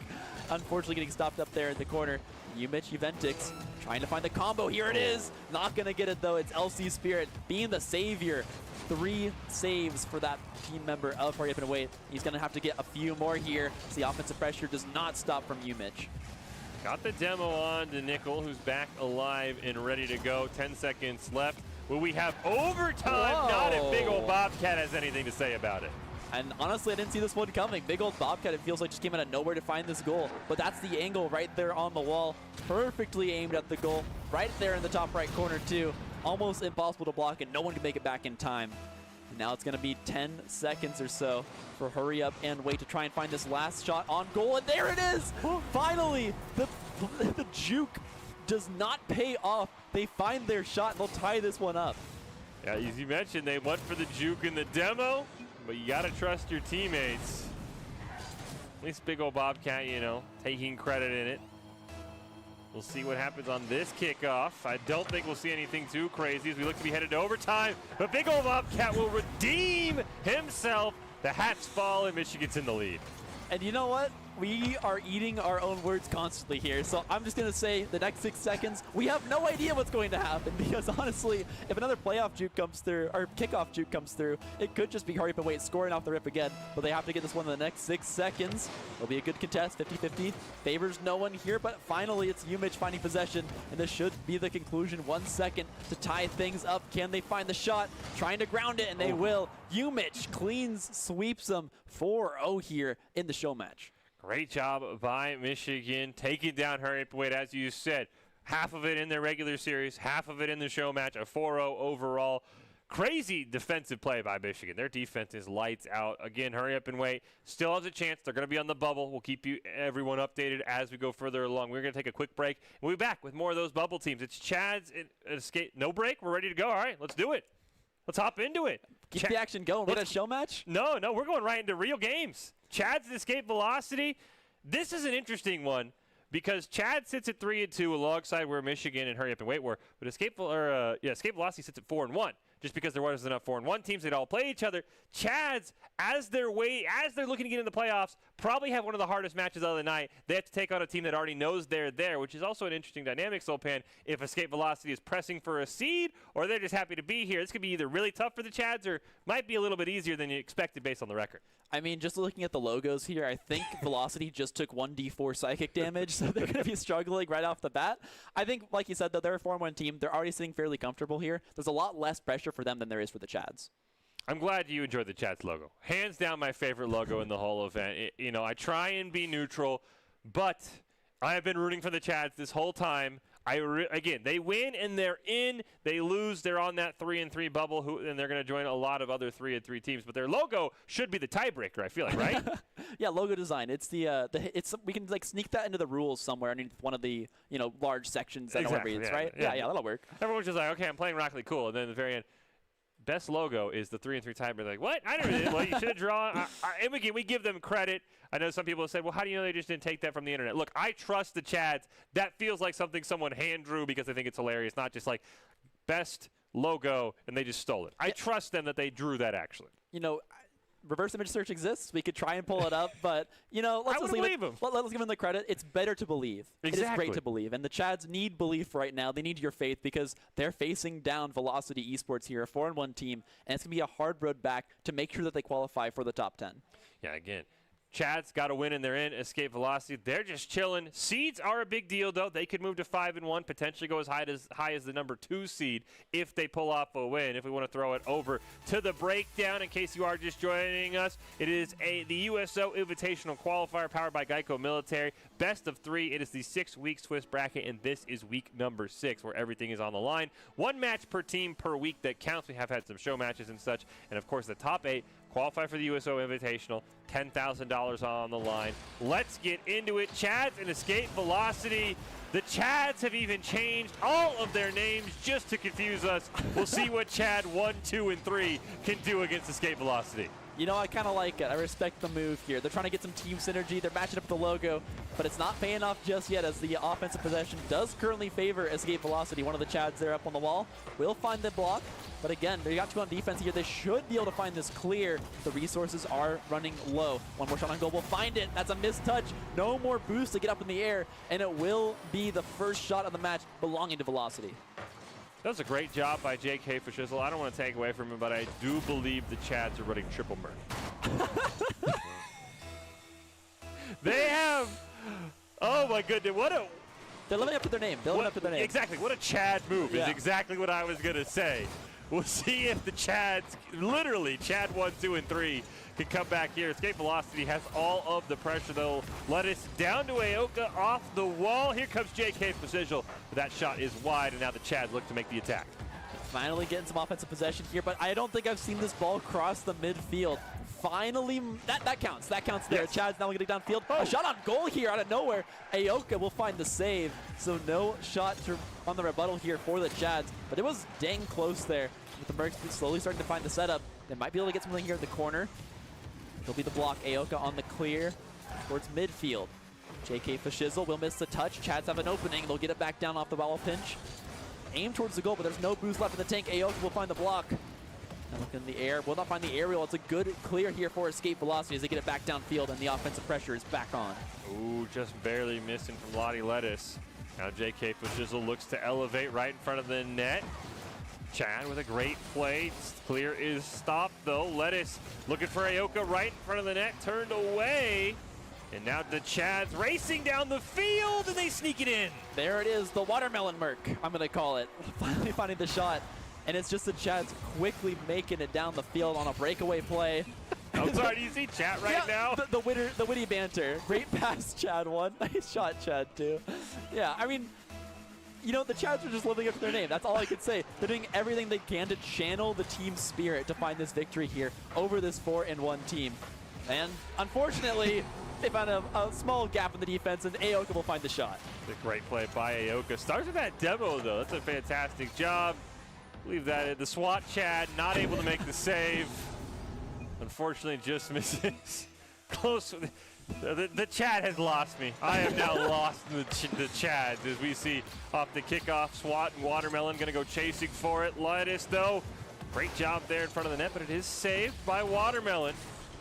And now we'll see if the Chads can look for a clear. It has been all escape velocities, you pointed out, Sulpan. They have had so much pressure for several different reasons. Yeah, I mean, the Chads do have the potential on these breakaway plays. It is how we saw them get that first goal. But it looks like Escape Velocity is now just tightening the grip. They're not letting anything pass them here in the midfield. They're just struggling to get it past that. Finally getting their own 100 boost. I feel like Escape Velocity has also been stealing those. So good luck escaping your own half of the field here, Chads. You got to find something. Got to find some way to get out of here. But once again, it's Aoka on the defensive rotation. Oh. Not only that, it's a shot on goal, and he scores. Oh, great shot from Aoka. Get another great look at it. The midfield steal immediately reads their rebound and just blasts that one in. I don't even know if, I believe that was SWAT. Chad would have been able to save that one. It was going so fast. Chad still have plenty of time, though, to be able to make a comeback here right off the kickoff. Lettuce will maintain possession, looking to do something fancy, but just simply going to run out of boost there. Did not have enough off the kickoff. It's in front of the net. But the Chads will look to start to make a play here. But, man, Aoka has just suffocated the life out of this and sets up JK Fashizzle, but hits the post. Yeah, finally finding some form of rebuttal here. Will manage to kick it out at least to midfield, but this is about as far as the Chads have managed to get. Finally get it all the way down, but there's no one there on the rotation, and Aoka is on a breakaway. Might just have the shot on goal here. Looking to try and find some kind of flip reset on the ball. Nope, not going to find it. Aoka is unable to deliver, but he's already done it. So he's already delivered so much this match, so you can't feel too bad. Set up here for Lettuce. Ooh, great play by Watermelon, Chad, and now they're going to get a shot, but it's Aoka making plays on offense, making plays on defense. Does get demoed, but they'll take the save for a demo any day of the week. Here's Chad's finally getting some rotation set up to maintain this possession. Here's a shot on goal. JK Fashizzle on the save. Will manage to clear it back downfield, and they've already broken this defensive lineup. The Chads now fully resetting back towards the side of the field. This might be a good way to try and find some form of clear. But again, Aoka disrupting everything the Chads are trying to do. Chads still have the pressure. JK Fashizzle looking for the clear. One off the wall. Second tap is good. All the way down to the corner. There's Aoka with the demo from behind. And the last man back makes a great save. Ball still kept alive. Aoka going to pop it up in the air. JK Fashizzle takes a shot. 1 minute left. Nice save. You got to make some offense here if you're the Chads. Gotta find it quick. Chads, again, slowly losing time, just bleeding out the clock. Escape Velocity doesn't need to do anything but maintain solid defense, and with how hard it's been for the Chads just to get downfield, they're doing a phenomenal job of it. Escape Velocity now looking on the attack once again. Still looking to score more goals, it looks like. They're not willing to just sit back. They want to keep up this priority, keep up this offensive pressure. JK Fashizzle trying to make a block. Chad just getting to the wall, but it's not a great touch. Escape Velocity not wasting their movement, getting back down here on the field. Will be blocked out here in the corner. A funky bounce there that it looks like they weren't expecting. Oh, JK Fashizzle and Lottie Lettuce wanted to combine for a nice little give and go, but the ball took an awkward hop. Still hits off the crossbar. Aoka looking for one more. They have done everything for Escape Velocity here in game one, and as time ticking down, this should spell demise for the Chads. One more goal's even going to go in, and that really spells demise. Yeah, I'd say a 3-goal deficit's pretty hard to make up in sub 5 seconds, but you know, what do I know? I'm just a caster. Kicked up into the goal there. A nice placement, of course, in the top left corner. Slightly assisted by the Chads, but either way, they'll be happy with that one. 4-1 here. 3 seconds remain for the Chads. Can they find at least one more just by keeping this one up in the air? 1 second remains. We'll let this one just take on down Waterloo Lettuce. Just hopping around. But it will finally touch, and that'll be the Chads dropping game 1 here against Escape Velocity. Tournament powered by Geico Military. Geico Military been a partner of the USO since 1997, providing support to military service members and their families throughout their time in service. Thank you, Geico Military, for being a force behind the forces. And now there's one obvious question. I am going to put a caveat on it before you soul pan. Is there any way the Chads can get more Chadly, and you can't say the Scarab? There's one car. Hear me out. Okay. The Dominus is just so incredibly. So the Merc is wide, but the Dominus is long. So there's like, it's like the two areas. You get the x-axis and the y-axis, and you've already done one. Just do the other. And then I think that's the only thing the Chads could do at this point, not including the Scarab. I mean, I'll let you have this one finally. I won't bring up the Scarab, even though it's the greatest car of all time, and none of the players have run it yet. The Chads could do no wrong at this point because they've already done something amazing with the Mercs. 100% agree. I would not be shocked if they brought out the Scarab. I would assume that's what they're going to do, but I didn't want to give you that easy out. The names were fantastic. I love Chad 1, 2. I love the banter when they scored a goal, too. That was phenomenal. They have really embraced this team. Maybe they have a miracle run with full Mercs, full Dominus, maybe even full Scarabs to make you happy. I'm assuming any delay, I assume, is the Chad saying, hey, we got to change our cars. I still got to say that this screen right here is the most hilarious thing I've ever seen because you got the small Chad and the giant Chad slowly fading in on the background. I can't just help but laugh, but we're getting back into the kickoff here. Chad 1 gets it downfield, and it's Lottie Lettuce? Potentially a substitute player jumping in here for the side of Escape Velocity. I don't think we saw this player before. I think they just added the EV to their name. Gotcha. In case we were confused that they were on Escape Velocity to start, like we do now know, it does look like the Chads have stuck with the Merc, but I do see the Fortnite Battle Bus out for JK for Shizzle, so I'm glad Escape Velocity has accepted what is going on in this match. Huge shout out to them. I do gotta say though, 3 Mercs, slightly more Chad-like than a single Battle Bus. Agreed. But it will be an attempted shot here, almost finding something. Chad's getting it downfield, putting on the offensive pressure. And it's actually Escape Velocity, I think for the first time this match, kind of on the back foot. They will finally find the breakaway here. It's Lottie Lettuce getting it downfield. We'll try and find the contest on this wall, but we'll just allow Aoka to look for the rotation. A great bounce off the wall there. It's a breakaway from the Chads, but again stopped. Escape Velocity, despite the car changeup, still looks like they're putting on the hurt. Chads look like they wanted the demo there as JK for Shizzle going to dribble it upfield, gets it around one Chad, looking to get it around a second Chad off the back wall. Huge clear with Aoka barreling down on them, and now there's a chance to turn this into a goal. Lottie Lettuce with a nice denial. Chad, SWAT Chad that is, takes a shot. Watermelon Chad off the wall, can't quite get it in. Oh. You know, we got to name our third Chad. We got Watermelon, SWAT, is it Taxi Chad? I like Taxi Chad. I was going to go with Gold Chad, but I feel like that's just not as good a name as Watermelon and SWAT. I like Taxi Chad. Taxi Chad works. Yeah, yeah. Taxi Chad. All right. We got that one sorted out. It will be Escape Velocity looking to try and finally finalize this goal. A couple flip resets coming through on the ball here. They're kind of playing with their food, I think, just a little bit. JK Precision playing off the wall. It's able to find anything, and the Chads are taking full advantage of them playing with their food as they almost managed to find a shot on goal there.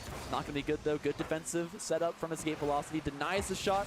Kick it back into the corner. It'll be Aoka on the save as actually Lottie Lettuce just denies one of those Chad attempts on the ball.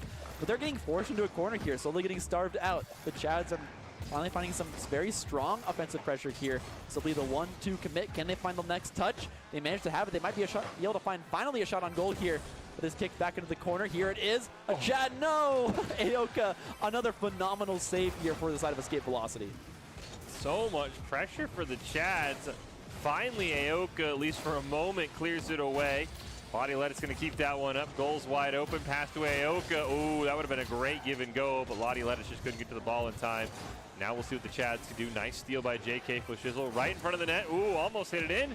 But it gets cleared away for a brief moment. Lottie Lettuce now trying to make a play. Popped up in the air. Nobody wants it. Aoka says, I'll take it. Rips a shot on net. Almost able to find something there. Oh, even looking for a bump on the goalie, and it's going to work out. Pushes him back into the net. Poor Taxi Chad could do nothing against the offensive onslaught. And in the end, it's going to be a shot on goal here for Escape Velocity. Right, Doc's keys. Bumping demo to disrupt. Taxi Chad gets just pushed out of the way by Aoka. There's nothing they could do. Still plenty of time left. 2 minutes on the clock. Ooh, scary kickoff there. Demo is going to go on to Watermelon Chad.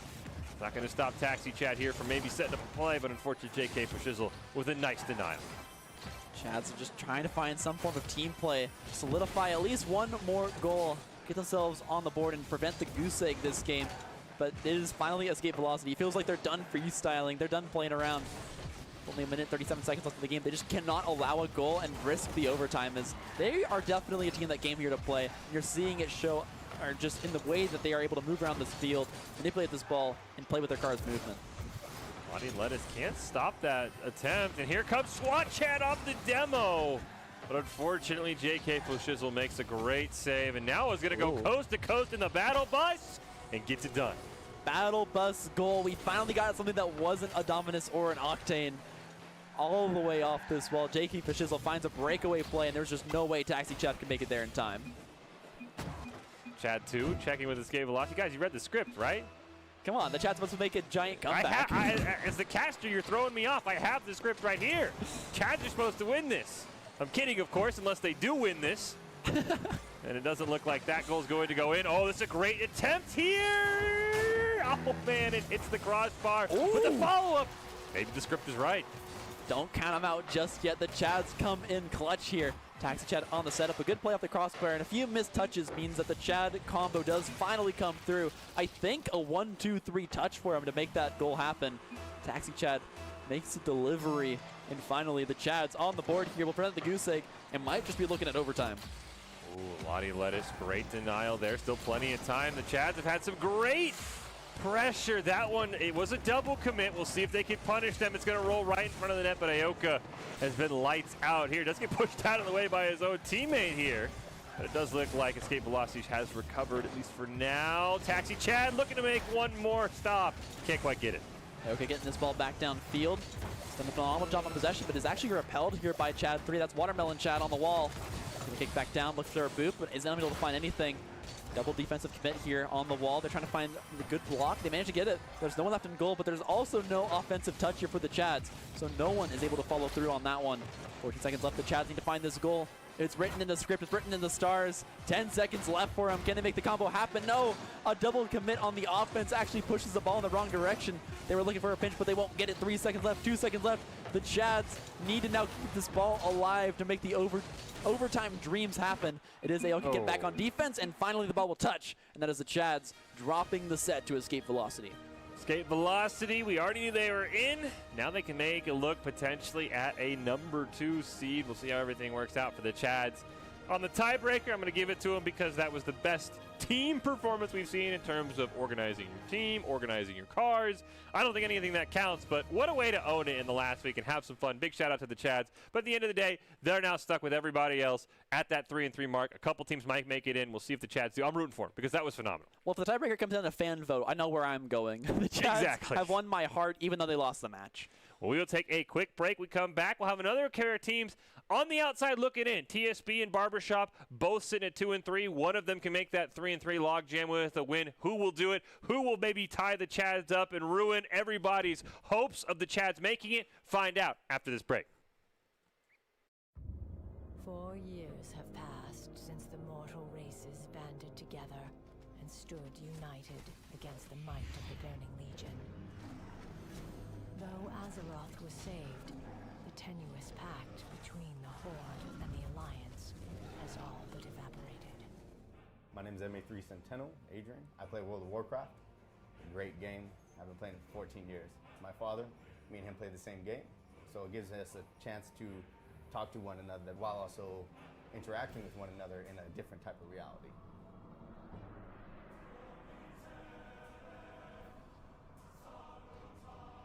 I also play World of Warcraft. My younger brother plays. I do not play with either of my two parents, though my mother very often leans over my brother's shoulder and talks to me while him and I are playing. At the USO, they give us Wi-Fi, free Wi-Fi. The Wi-Fi connects us with our game systems, and our game systems allow us to see certain people or talk to certain people back home. Neither of us like phone calls. Neither of us like talking on the phone in any sense of the word. This gives us a much more interesting way to communicate with family members and friends, and it even allows us to continue to build off the relationships that we had previously. You know, personnel rotate commands all the time. We don't always get to see them, but we can always come back to these video games and use these video games as a way to communicate, keep up, see how things have changed, how their families are doing, stuff like that. And USO is fantastic for facilitating that. They have beautiful facilities, wonderful Wi-Fi. It helps us out a lot with not only communicating with our families, but just overall morale as well. We're in a better mood. We take that mood back to the ships. Everybody else feeds off that better mood, and USO is just it's a chain effect, and they really do help a lot. Depending on the area of operations that we're on, sometimes you don't even get internet connection. So going a couple months without internet and then coming back to here, any way to contact my family was great. The game itself provides an in-game chat through multiple different channels, faster than a text message, faster than Facebook Messenger. There's a team chat, there's Discord, there's Twitch, and they're all just different programs that you could talk for free as long as you have Wi-Fi anywhere. My father, since he plays, a couple of my buddies, since they play, one of my brothers, he played for a little bit, but they all have that program. They all have a way for me to contact them back home without using cell service or anything like that. And that's one way that I constantly keep in contact with all my family. If it's not video, then it's talking through a headset.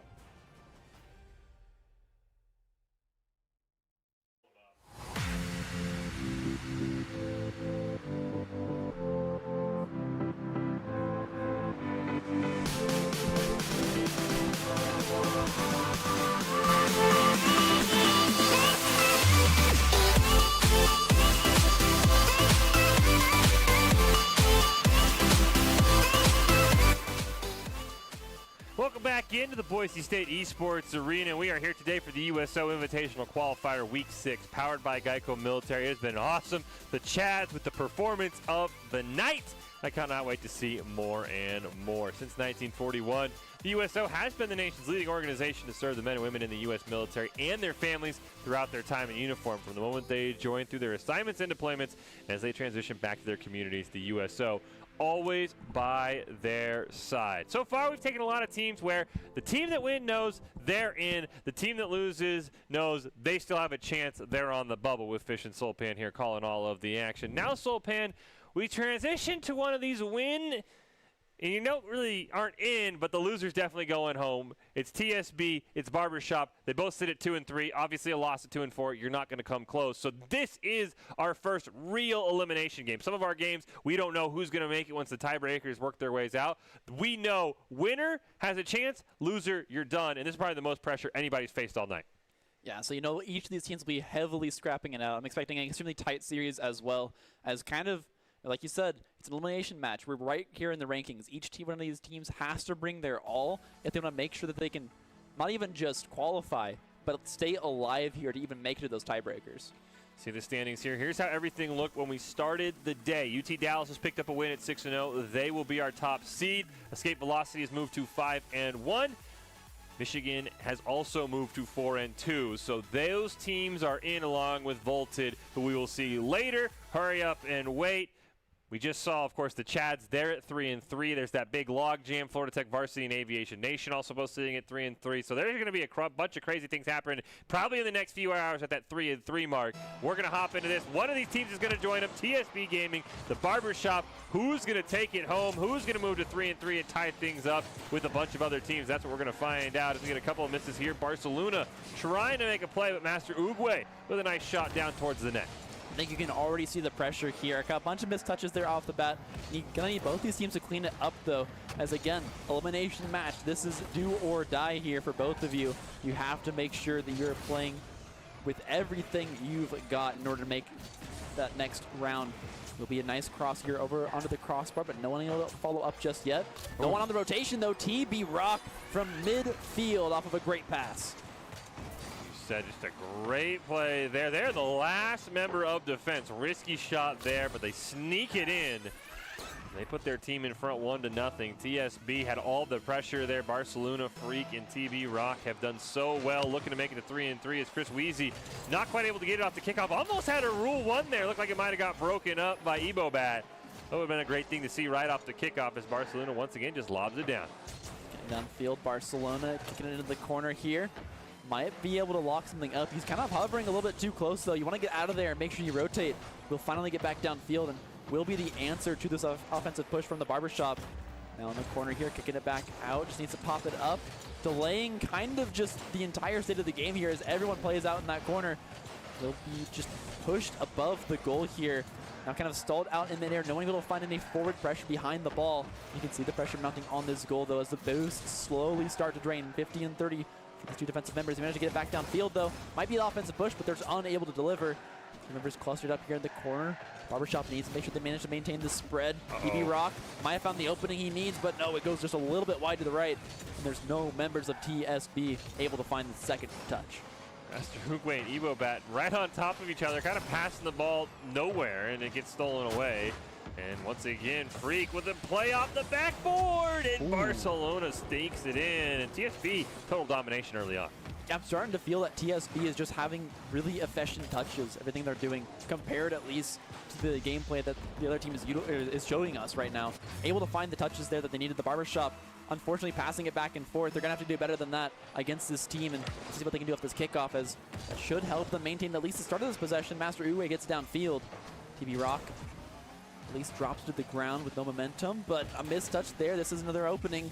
No one there to follow up just yet. Chrisway finds the stop. Kick it on over to Master Uwe. It's the quick team pass, but they're unable to find the jukes, unable to get it past the goalie, and finally they kick it back into this corner once again and try and set back up on this offensive push. Master Uwe looking for the shot, will get blocked out there, and it is TSB Gaming playing lockdown defense. Evobat, one more chance. Great save by Freak in net. Now TB Rock with a huge pinch and a great clear down. Two members of Barbershop both retreating on the ball, and it's be the third member that gets it. Chris Way gets kind of a double commit from his teammate. Bit of sloppy gameplay here for Barbershop, and that's kind of why they've been held scoreless, as TB Rock looking to make a play. If you just miss those touches just barely, you'll get punished so hard for it, and you're seeing that utilized here. TSB Gaming, every single time there's a missed touch, just maintain more position, more pressure. Unable to find that one right there. It is TB Rock, though, not letting his axles get broken. He gets one back downfield, really across. No delivery just yet, but they have this positioning. They can set up the rotation. Barcelona here on the wall, looking to make the play. We'll just barely miss that touch, and it will be taken advantage of. But here in the middle, the Freak goes for the contest. Now, unfortunately stolen away once again as the Barbershop kick it back downfield and might have an opportunity here. One more touch will do it, but it goes just barely high on the corner, and the crossbar will deny the shot. Evobat's got to get back quickly. There's still enough time for Barbershop to come back in this. They just need to make some great defensive stops. TB Rock back pass to the Freak, rolling around in the corner. Freak wants to now center it up for a teammate. TB Rock coming in strong. 3-0 lead here for TSB. Yeah, I'm impressed with TB Rock here, just continuously finding opportunities for his team. Right here in front of the goal, misses the touch, but just places it perfectly. Always looking to either set up or deliver, and he does it right there. TSB Gaming up to the 3-0. And again, we call it the 30-second margin. There is a chance here for the Barbershop, but they have to step up their gameplay here off the kickoff. Will favor TSB off the rip. This is not the start you wanted when you're down 0-3 on the goals. Is looking to recenter this ball. Master Uwe does have the touch, does have the possession. Might be able to just dribble this one down the field. Good touch, will block it into the corner. It's TSB on the block though. Barcelona, now an attempted breakaway, will be stopped in midfield. Minute left here, so gotta start pressing if you're the Barbershop. TSB probably one or two more goals definitely would seal this, as Barcelona can't quite get to it. Huge chance here if you are Barbershop. You've got numbers advantage, but the Freak is just gonna get a great steal at midfield. Look to set it up for a teammate off the back wall. Nobody there, nobody there. Barcelona finally takes a shot. Chrisway will deny it, but they are getting no clears, are the Barbershop. TB Rock looking for the hat trick, can't quite find it. They have burned already a minute off this clock. Yeah, welcome to the danger zone there too. One more goal absolutely seals the deal for this team. Unable to find it, but it just gets riskier and riskier. 25 seconds left. Got to find their opportunity and find it quick here. It's just getting more and more dangerous for the Barbershop. TSB Gaming looking for the shot on goal, not able to find it just yet, but the second one will be the delivery. 4 goals up to a goose egg with 13 seconds left. You've got to be thinking this one's going over. It's a fantastic solo play by Freak. Barcelona does get a little bit of a touch on it, but the Freak has been all over the place, denying clears from Barbershop. A big reason why you see the medals adding up there for the Freak, most on the team. They're a huge reason why TSB looks to be in complete command of this game. 9 seconds left, and they add one more goal to their total. Keep the shutout alive as well. Master Uguay's final attempt will go wide. Ebo back, Chris Way. Everybody's going to go for this ball. It just barely misses. In the end, it would have been nothing but semantics, but TSB pulls it off. This tournament powered by Geico Military. Geico Military has been a partner of the USO since 1997, providing support to military service members and their families throughout their time in service. Thank you, Geico Military, for being a force behind the forces. Fish and Sulpan here calling all of the action. Great Game 1 win for TSB, Sulpan, and it felt like they were in dominating control of that game from start to finish. Side control almost felt like 70-30, maybe even. That might even be being forgiving to the side of the barbershop. They just never let them breathe, and when they even got to midfield, Freak, just an immediate steal, sets the whole team back up again. Gotta be saying, though, if you're TSB, you are so happy with that start. You're in an elimination match. You lead out with such a dominant victory. You have nothing but confidence now going into Game 2. And you could just win this one out right here, right now, close out the series, and solidify your spot within the top 8, at least for one of those top tiebreakers. Yeah, there's going to be a log jam of teams at 3-3. One of these teams will get there. TSB appears to be in command. But we've had a very interesting trend. And it's been like this for a few weeks. Game 1 feels not really close for a lot of these games. 4-0, 5-1. And then Sulpan, Game 2s have been just a different story. They've been one-goal games, down to the wire, trading back goals in the final minute. What do you think attributes to these Game 1 blowouts and then Game 2 being so close and looking a lot more competitive, looking like almost like a different team came out after a Game 1 loss? Well, you've heard about the burden of victory. Have you heard about the burden of strategy? One team comes in, they completely stomp with a 4-0. You're thinking to yourself, all right, our game plan clearly didn't work. We got to change something up. And it's when you go into Game 2, you come up with a new game plan, you adapt to what they were using effectively against you, and you finally come up with a way to make a play against them. So to see if the barbershop can do just that, they have to find some kind of adaptation.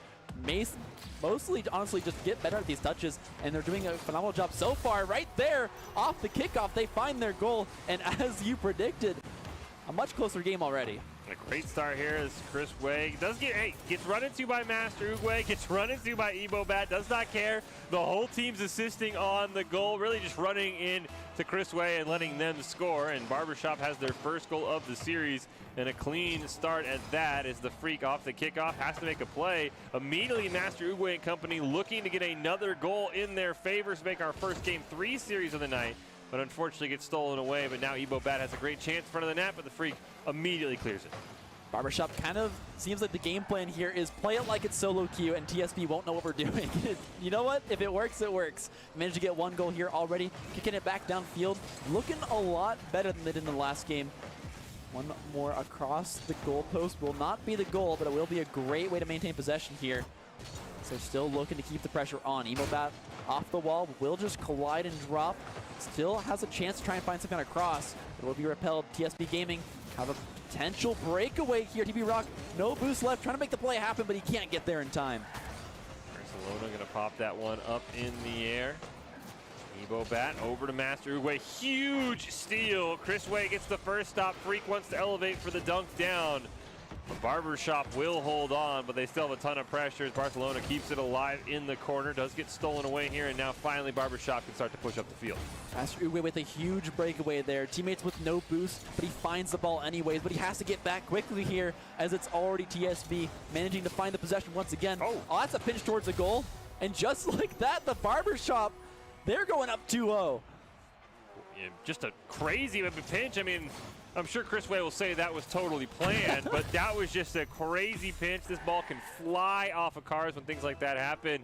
They'll take it, fluke or not. This looks like a completely different team for both sides. Look at TSB. They are almost shut out, especially for TB Rock and the Freak, who were dominant in Game 1. They have had nothing to show for this Game 2. This Freak bounces it off the wall, mainly sets up. Oh, no. Oh, no. As a wise robot once said, overconfidence is a flimsy shield. Right here, unfortunately, it looks like TSB not showing the same stuff they did in that Game 1, and it's the Barbershop off to an early lead here. Not insurmountable. There's still a lot of time, but TSB, they've got to turn that switch back on quick. What? Okay. They found the save. Crispy. Maybe it's the Barbershop now getting overconfident, but man, that was a little bit of a heart stopper. I don't know how Chris Way made that save either, but again, the pressure up for the Barbershop. All next to each other, though, need to be careful. Finally, TB Rock will take advantage of that, get possession of the ball over to Barcelona. who gets knocked off the dribble. Here is Freak wanting to take a shot. Not too fast, though, and Chris Way will turn it away, pick up their third save of this game, and immediately put the ball back on the blue side.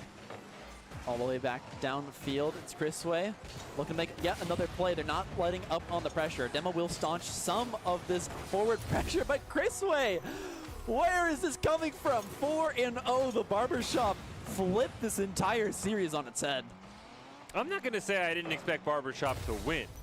I expected a close game 2, battling it back. This has looked completely different. Barbershop's in complete command, thanks mainly to Chris Way, who just picked up a hat trick there. Another great kickoff win. Ball going towards the TSB net. Finally, they get it away, but just for a brief moment. Freak now, one last attempt. Barbershop has taken over this game, Solpan, as this one's gonna roll in. What on earth is happening? Look at Chris Way. His bar is completely full of medals and allocates, and well-deserved here. Once again, just capitalizing on the goal there. Slight mistouch, and he just delivers once again. Barbershop now 5 up here against TSB. Kickoff, what? Okay, it gets stalled out. Chris Way, though, he's got the ball once again. Not going to find the goal instantly this time. And finally, TSB managed to stop the bleeding here, at least for a little bit of time. But Master Uguay has got something to say about that.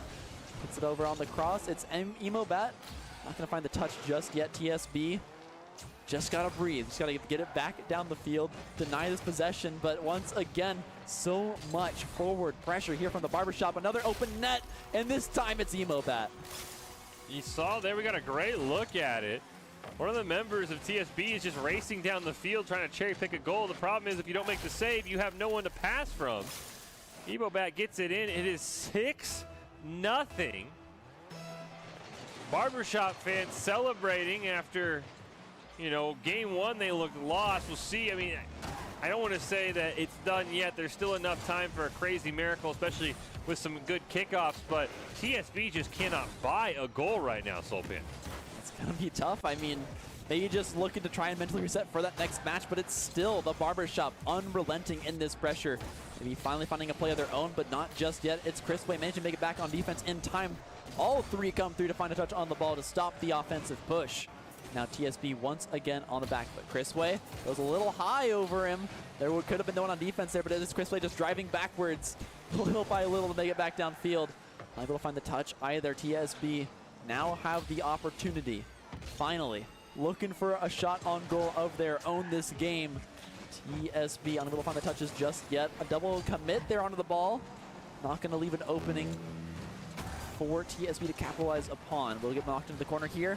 I've seen this one before, right out in the middle, but there is a save coming through from Master Uguay.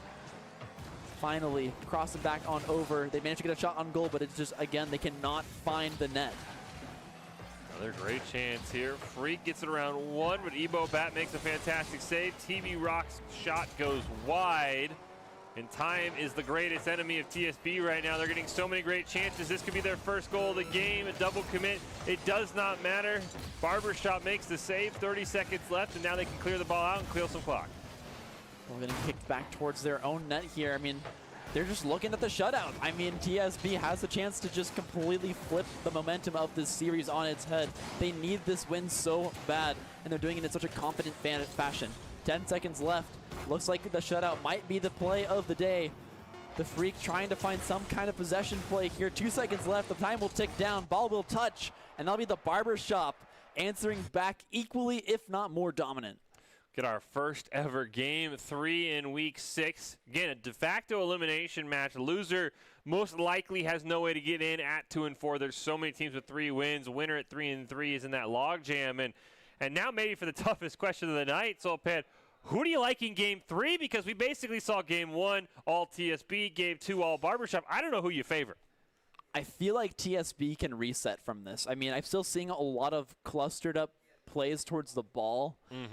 From the Barbershop, they're not necessarily spacing out the rotation super effectively. I think TSB was just overwhelmed off the bat there from that kickoff goal, and they just didn't know what hit them. So the Barbershop brought some insane aggression that match, but I think TSB can still match it and come up big in this 3rd game.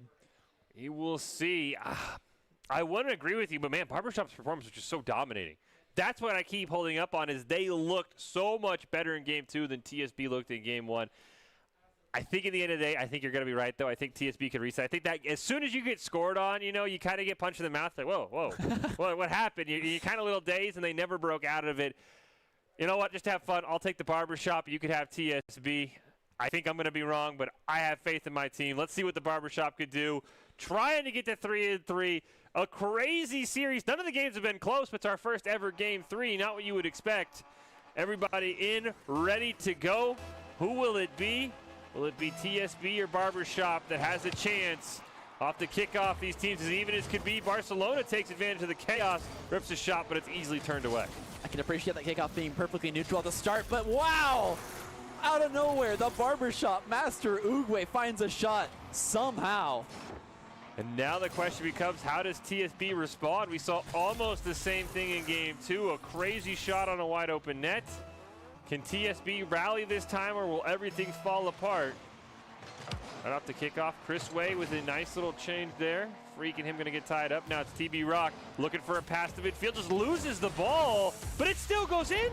And here we go. We got a match on our hands. Game 1 was dominated. Game 2 was dominated, but right here, finally, no goose eggs to be had for either of these teams. They each find one early.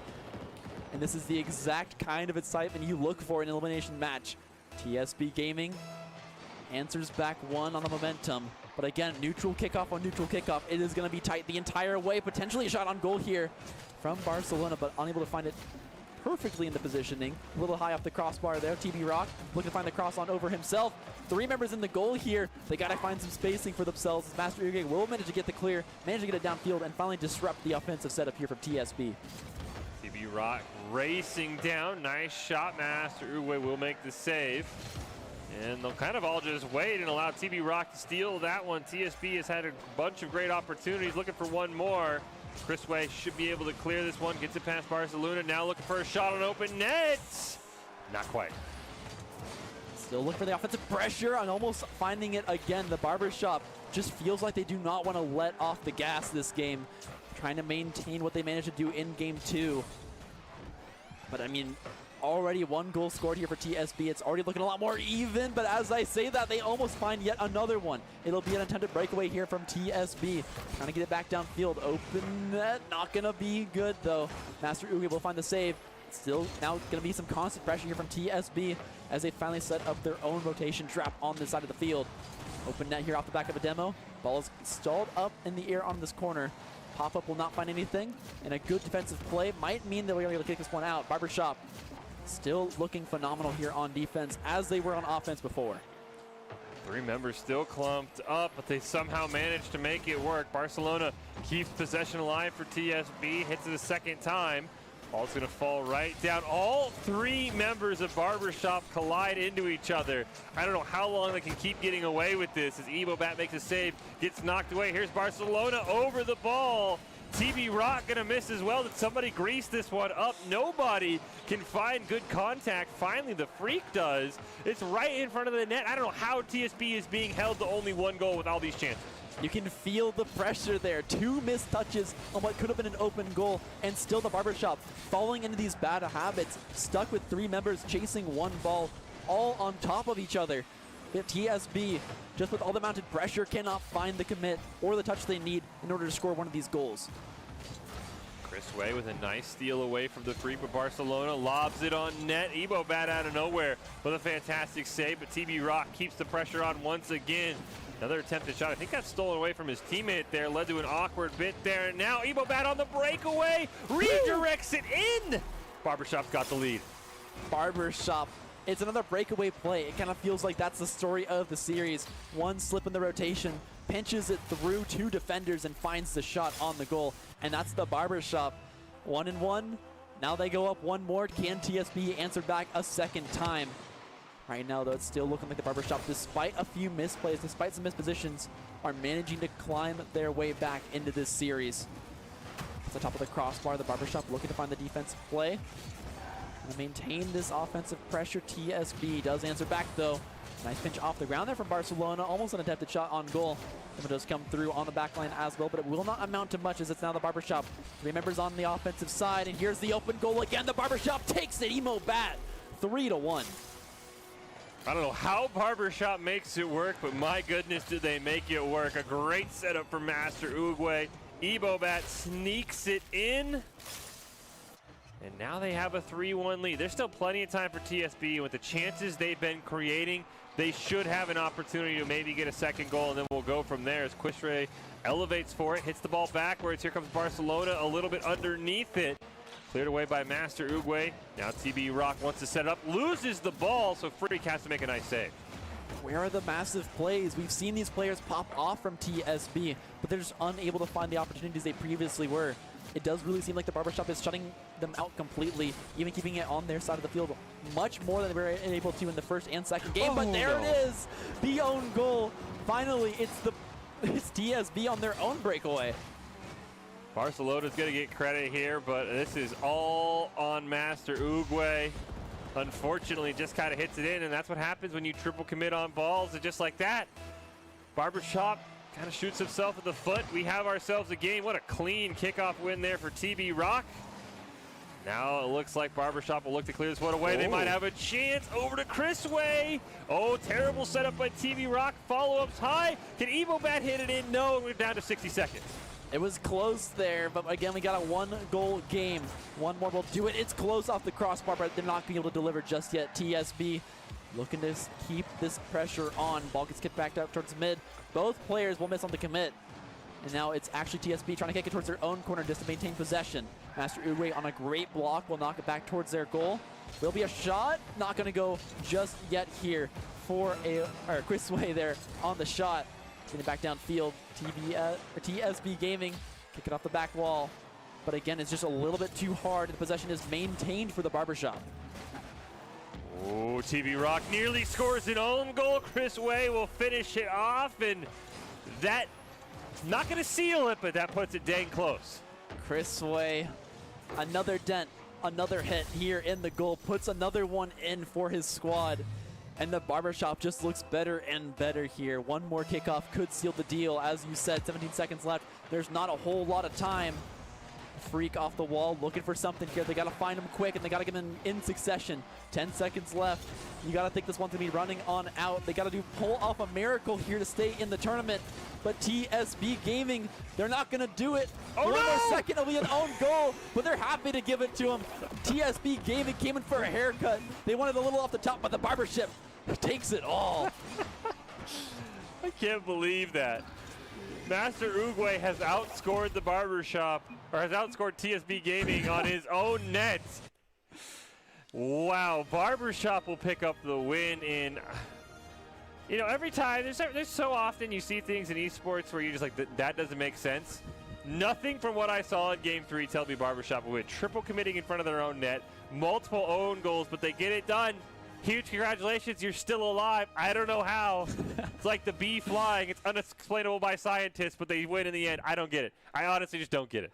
I mean, sometimes you just get a little bit lucky with the touches. I mean, the own goals, I will say, were a little bit unlucky. Yes, they triple committed towards their own goal, but in the end, TSB was just unable to find the deliveries on their shots that they were looking for, and that's really all it is. Put the ball in the net, score some more points, and you could have taken down this team. They put 2 in for you. You came so close. Well, we just saw a pair of 2 and 3 teams. We're going to take a real quick break. We'll be back with the exact same scenario. Florida Tech JV, Wyoming, both 2 and 3, de facto elimination game. Who's going to stay alive and have a chance at a tiebreaker? We'll find out after this break. 4 years have passed since the mortal races banded together and stood united against the might of the Burning Legion. Though Azeroth was saved, the tenuous pact between the Horde and the Alliance has all but evaporated. My name is MA3 Sentinel, Adrian. I play World of Warcraft. A great game. I've been playing for 14 years. My father, me and him play the same game, so it gives us a chance to talk to one another while also interacting with one another in a different type of reality.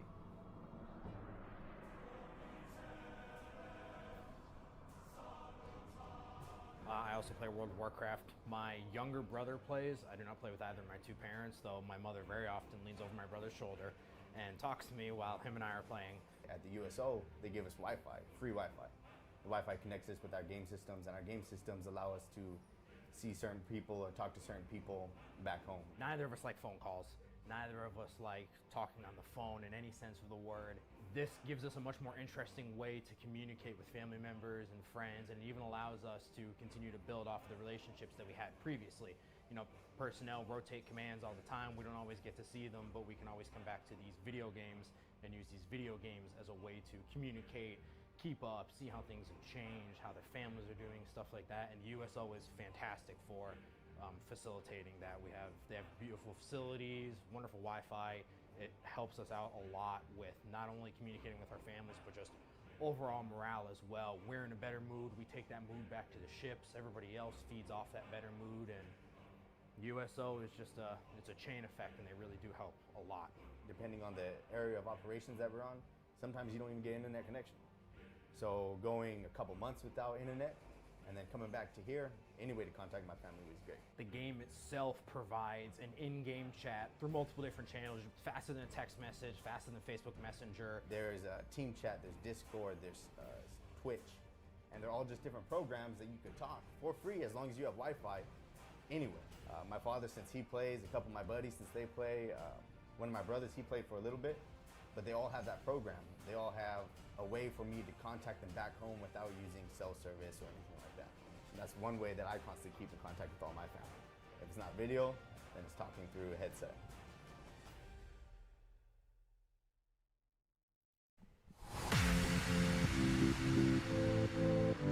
I love this intro because you just know like when you need to put the headset back on.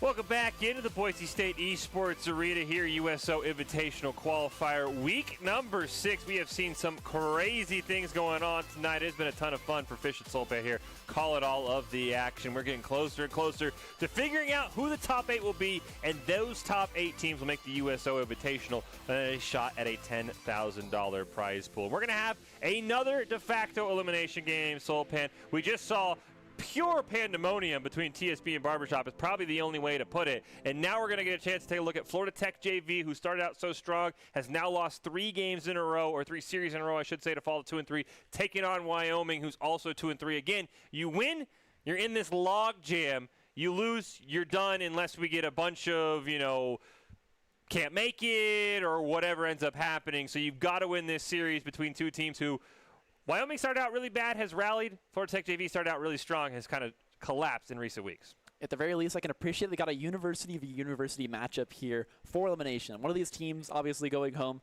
but it is always really exciting to see collegiate rivalries in tournaments like this, and it's going to be the start of a great one. Hopefully. I know Wyoming had some server issues last week, is probably the best way to put it, against the team from the East Coast, so hopefully those don't disrail them too much here as we hop right into it. Florida Tech JV, Wyoming, ready to go. Beastin' and Feastin' and Miss Magician, the 2 players to watch here on their respective teams, as Timber going for that one. Beastin' and Feastin' can't clear it away, but Dimes will be able to. Get it back downfield here. Already seeing pretty clean rotations and good spacing from both these teams.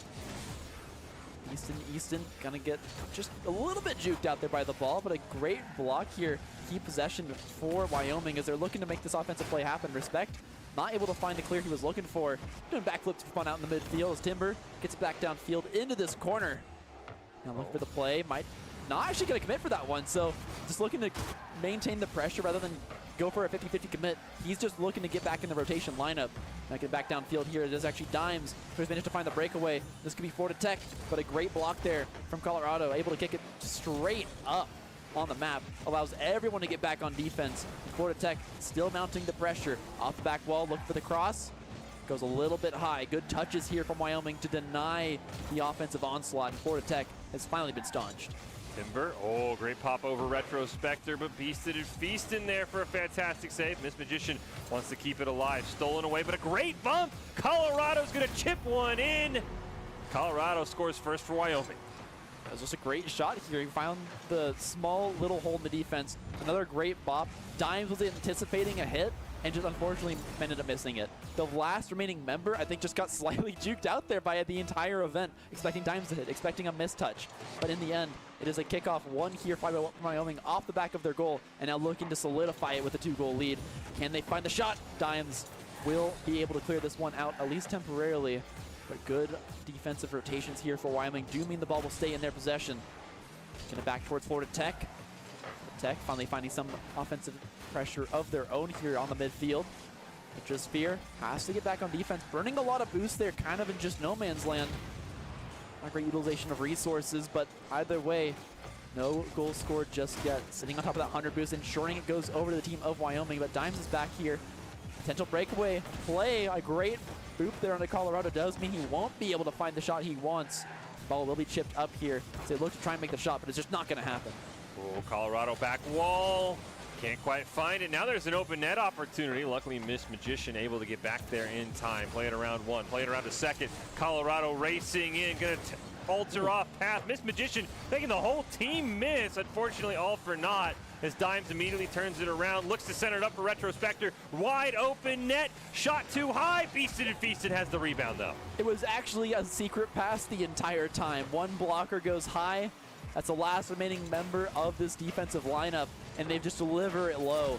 No one could stop Beast and Feasted's shot there, just barely too late to make it happen. Miss Magician now tying everything up here off that play. See if Wyoming continue to find their lead or if it'll be Florida Tech answering back in a 2-goal fashion. Goal goes high off the crossbar to start. A great long clear. Here comes Colorado.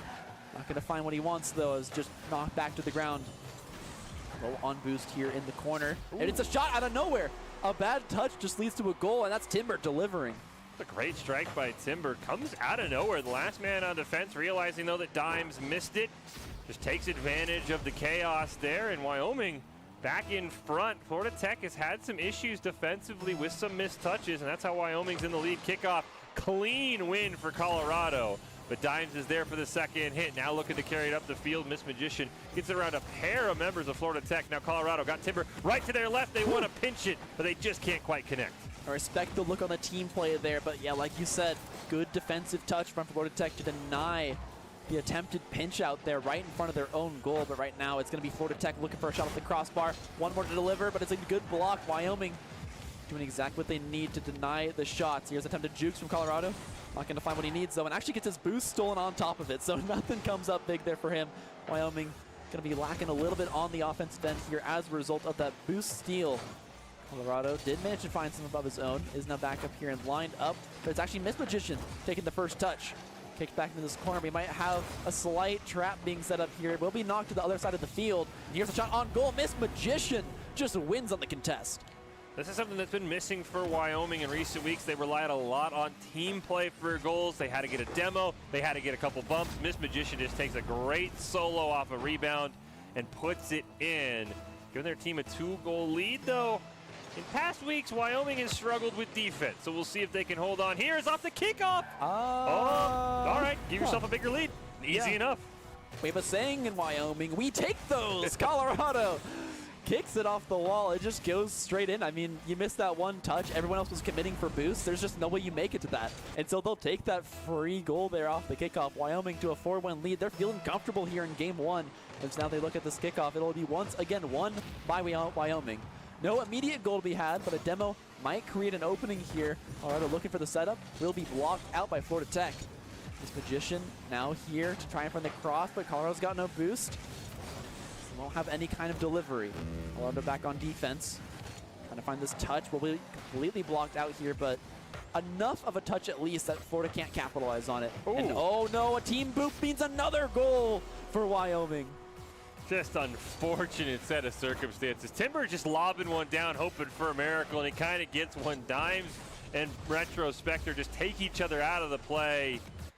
Again, as you said, as they say in Wyoming, we take those. We don't question if the other team knocks each other out.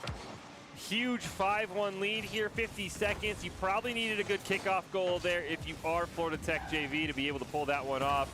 And I think they'll try and dribble out this clock. Will Wyoming? Florida Tech maybe look for some bright spots for game two because 4 goals in 40 seconds. Not impossible, but very, very difficult. Yeah, just getting tougher and tougher here as once again it's Wyoming playing off this backboard, just stalling the ball as long as possible in all possible scenarios. Florida Tech, I don't think have an answer here against the 4-goal deficit. This ball once again is cleared out towards their side. 17 seconds left on the clock. We got a little bit of time here for Wyoming just to style a little bit more in this one. Will be a demo coming out, but oh, that's one player out of your own rotation too, and Wyoming deliver. Colorado gets the hat trick. Sort of a setup there for Miss Magician, just trying to keep offensive pressure, as you mentioned, Solpen. Yes, demos are great. That's one less player rotation. That was all the way on the orange side of the field, was that demo. You did not need to do that. There was no need. Miss Magician going to kind of get one off the kickoff, but 5 seconds left. When there's less time on the clock than goal differential, you don't have a chance. Miss Magician looking to put one more in, down to Colorado, who hits the crossbar. By Wyoming will pick up game number 1. This tournament been powered by Geico Military. Geico Military, a partner of the USO since 1997, providing support to military service members and their families throughout their time in service. Thank you, Geico Military, for being a force behind the forces. Wyoming, dominant start to that one, took complete advantage of some mistakes by Florida Tech JV.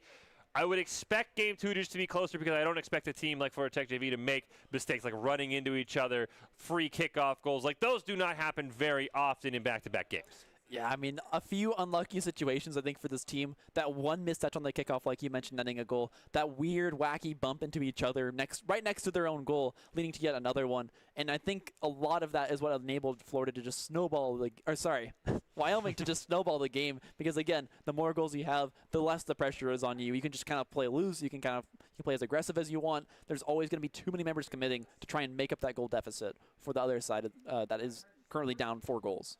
And for Florida Tech JV, I mean, it's got to be a hard spot, right, Solpen? You started out 2-0. You've then lost 3 matches in a row to the point where now you're playing in a de facto elimination game. Now you're against match point. Is there a worry about their mental that it could just be totally gone because of how the last few weeks have gone and how game 1 went? As we get in and we see a goal off the rip? Well, you mentioned no more kickoff goals, but this is actually a hard read on the kickoff. Look at that. So they tried to do one of the juke plays, but it was just completely read by Wyoming here, and it allows Colorado to just deliver a goal off a kickoff. 3 seconds in, they're already playing a goal down. And they might be playing another goal down. Colorado barely missing that one, but runs into Beeston and Feaston, who runs into their own teammate somehow. Wyoming can't find the back of the net off that one. And Retrospector looking for a clear, can't find it. Timber off back wall, looking for a hit in. Everybody commit to Beeston and Feaston at least gets a minor clear to avoid danger. Managing to at least just keep themselves alive here, but Dimes is looking for a little more than that. A good breakaway play. They got 3 members back on defense. They should be able to find something. That's a wrong moment to be in the wrong side of the goal. Still manages to find the save just barely there. Colorado knocks that one out. They're still on the back foot here. Timber looking to finally clear this one out, but it is Florida Tech now finding their footing, now looking for this offensive pressure. They're doing a phenomenal job of keeping the ball on this side of the field. It's exactly what they need, as a good read here in the midfield does mean the possession is given up. Now Wyoming still looking to put this one on in.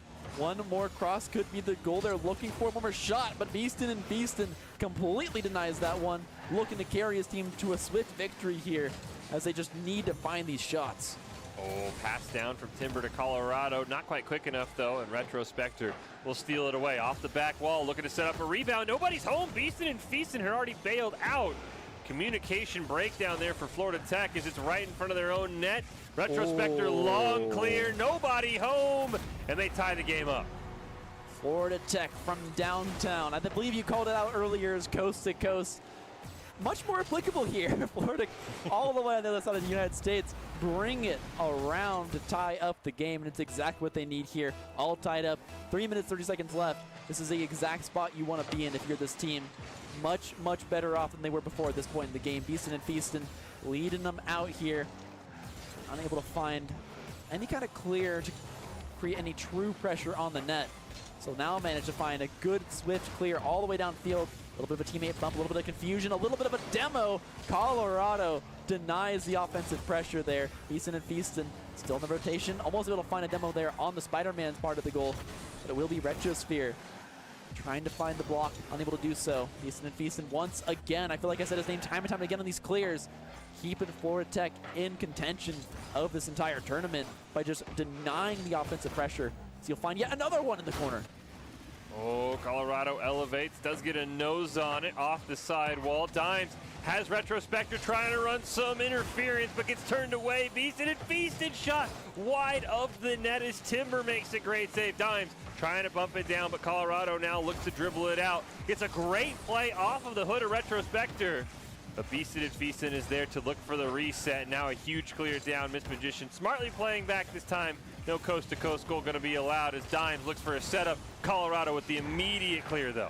Completely denying that one goal. Wide open here for a second, but they were just unable to find it off that crossbar. Not going to be good enough for Florida Tech. They still need to find one of these shots. They still want to find the security in this game. Great jukes by Retrosphere. Finally, the third member finding it. Can his teammates deliver on something here to make up for those jukes? And there it is. Beastin and Feastin does find the delivery, and those jukes were absolutely worth it. Starts with Dime setting them up. Everybody for Wyoming pushed forward. Timber, last man in defense, can't make the save. And as you said, Beastin and Feast, we've called his name a ton in game 2. And with good reason, has Florida Tech JV out in front. Kickoff ends up going right to the Wyoming, or right over to the Florida Tech side. Wyoming has won so many of these kickoffs. Here's Colorado, shot on net. Turned away by Dimes. Timber can't have the follow-up, but Miss Magician maybe can. Off the side wall, centered up. Nobody in rotation. Now it's cleared down, but the demo should reset everything here with 1:30. Gotta say, these are some of the best 2 and 3 teams I've seen today. These guys are both playing phenomenally to keep this ball just either on one side, they're setting up traps, or we're rotating phenomenally well. These touches are usually just pushing the ball in always the right direction. Florida Tech still needs to find some more good touches to keep this one away, deny the overtime potential for Wyoming, and that's a great way to do it. Will be a great save here from Miss Machine. Beastin and Feastin, though, we've called his name a bunch, unable to find the perfect cross to set up his team. But again, it's one more good touch, a little bit more time off the clock. And Florida Tech just needs one more minute of that. Dimes over to Retrospector, couple of misses, but luckily Dimes gets over there in time, and Beastin and Feastin can look to clear it up. But Timber's going to intercept at the midfield stripe, looking for a pass from Colorado, cleared away. But Miss Magician will lob it over. It's intercepted by Beastin and Feastin. Great steal on the kickoff, but goes flying past the ball. Bumps Colorado out of the way, and now we're 30 seconds gone by. We're looking at 30 seconds here for Wyoming to get to overtime. Get it back. A great block up here. That's just going to stall so much time off the ball. A good touch from Miss Magician to get it back downfield. Wyoming setting themselves up for success here, but 23 seconds left to do it. You have to maintain this possession, and they just give it up there. Florida Tech find the exact touch they need. 15 seconds on the clock. It gets better. Dimes delivers the shot. What a great play by Dimes. Wyoming starting to press up field, knows they have to make a play. Dimes just intercepts a pass over to Colorado, puts it in. Huge 3-1 advantage, but Wyoming has won so many kickoffs. They've scored 2 kickoff goals in this series. A third would be huge. Everybody runs into the ball. Colorado racing in, but didn't have the angle. And hitting that over to the orange side will probably spell doom for Wyoming's chances of winning this game, and that will officially seal it. We're going to a game 3. Yeah, 4-1. Good luck. I mean, Wyoming played really well in that game 1, but here it is. It's Florida Tech answering back. We were talking, they were worried about their mental potentially. Back-to-back losses leading up to this series, but it looks like they've managed to reset. There's weeks between these matches. They got plenty of time to find scrims, find other games. And right here, Florida Tech answer back to stay alive in the USO tournament. Game 3, Florida Tech JV and Wyoming. One team will join our hodgepodge of 3 and 3 teams. One team will unfortunately have their USO qualifier season and, of course, plenty of other Rocket League tournaments. Right now, that's what we're focused on, that top 8. Do have the scoreboard I think we take a look at has sort of been updated here so we can kind of get a sense of what these teams would be facing. But again, 3 and 3, the hardest part is Soulpan. That doesn't guarantee you're in. It's like, oh, we win, we know we're good. It's 3 and 3, and then you start crossing your fingers. I mean, I think both these teams could take down the other tiebreakers that we've seen so far. People are set up for tiebreakers. I'm seeing just really good rotational play from both these teams. Neither want to give up this last match, and it'll all come down to this. One of these guys will be moving on to play one of those tiebreakers, and the question is, who wants it more, Florida or Wyoming. Both high. I mean, they just look really, really clean. Their gameplay is not indicative of their score in this tournament. Well, here we go. It is game 3, our second game 3 in a row. Something about these 2 and 3 teams. They love maximizing the amount of time they get. Florida Tech, Wyoming. Who comes out on top? Both of them having pretty dominating wins. One for Wyoming in game 1, a blowout. Florida Tech a little bit closer in game 2, but still dominating right off the kickoff. Retro Spectre with a great start, gets the demo, can't find ball. It's hurtling towards the net. Another great demo, past the Dimes, intercepted, and Retro Spectre was too far forward. That hurts. That's not the way you want to start this one for Florida Tech. Wyoming are answering back despite the demos. They answer through the aggression, and it's just a misplaced timing. Not expecting a perfect straight-on shot out of the goal here for Wyoming. Kickoff will now come through. They find the juke. It will once again favor Wyoming. I feel like there's constantly these, but Dimes denies the boost in his own way. Just says, if I can't have it, you're getting demoed. Takes him out on the corner. Now Florida Tech on the back foot here as they manage to make back towards their goal. Colorado attempts to find the clear. It looks like Florida Tech is solidifying some offensive pressure here. That's a great way to pass it back across. Pinching it off the ground. Timber does find the repellent. Here might be the shot for Wyoming off the top crossbar. A little bit high. Teammate collision there does deny that touch. Ball will stall. And it will be Florida Tech taking over control. Oh, great steal there by Timber. Gets another great pass over to Colorado, who's waiting in midfield. Miss Magician just holding back as we saw Beeson and Feaston flip over them. Now has to make a play. Nowhere close on that jump. Had enough boost. Don't quite know what happened as Retro Spectre has the ball right in front of the net. Cleared away by Wyoming, and they let out a sigh of relief. Already getting all the way back downfield, though. Feaston has a chance here. Colorado with a great denial. The other touch is there. He will get it back downfield. Just constantly passing back and forth. We've seen these long clears before. Miss Magician looks to create another one. Actually, just going to be the pass. Now getting downfield himself. Nice block there towards Retrosphere. But he does still find the touch, and it's followed up immediately. Florida Tech putting on the pressure here in this corner, denying Wyoming's ability to clear this one on out. It's all up to some clever play here off the back of Retrosphere. Oh, ball goes over Beeston and Feaston. Miss Magician at least gets a semblance of a clear shot on net by Dimes. Turned away by Colorado off his trunk.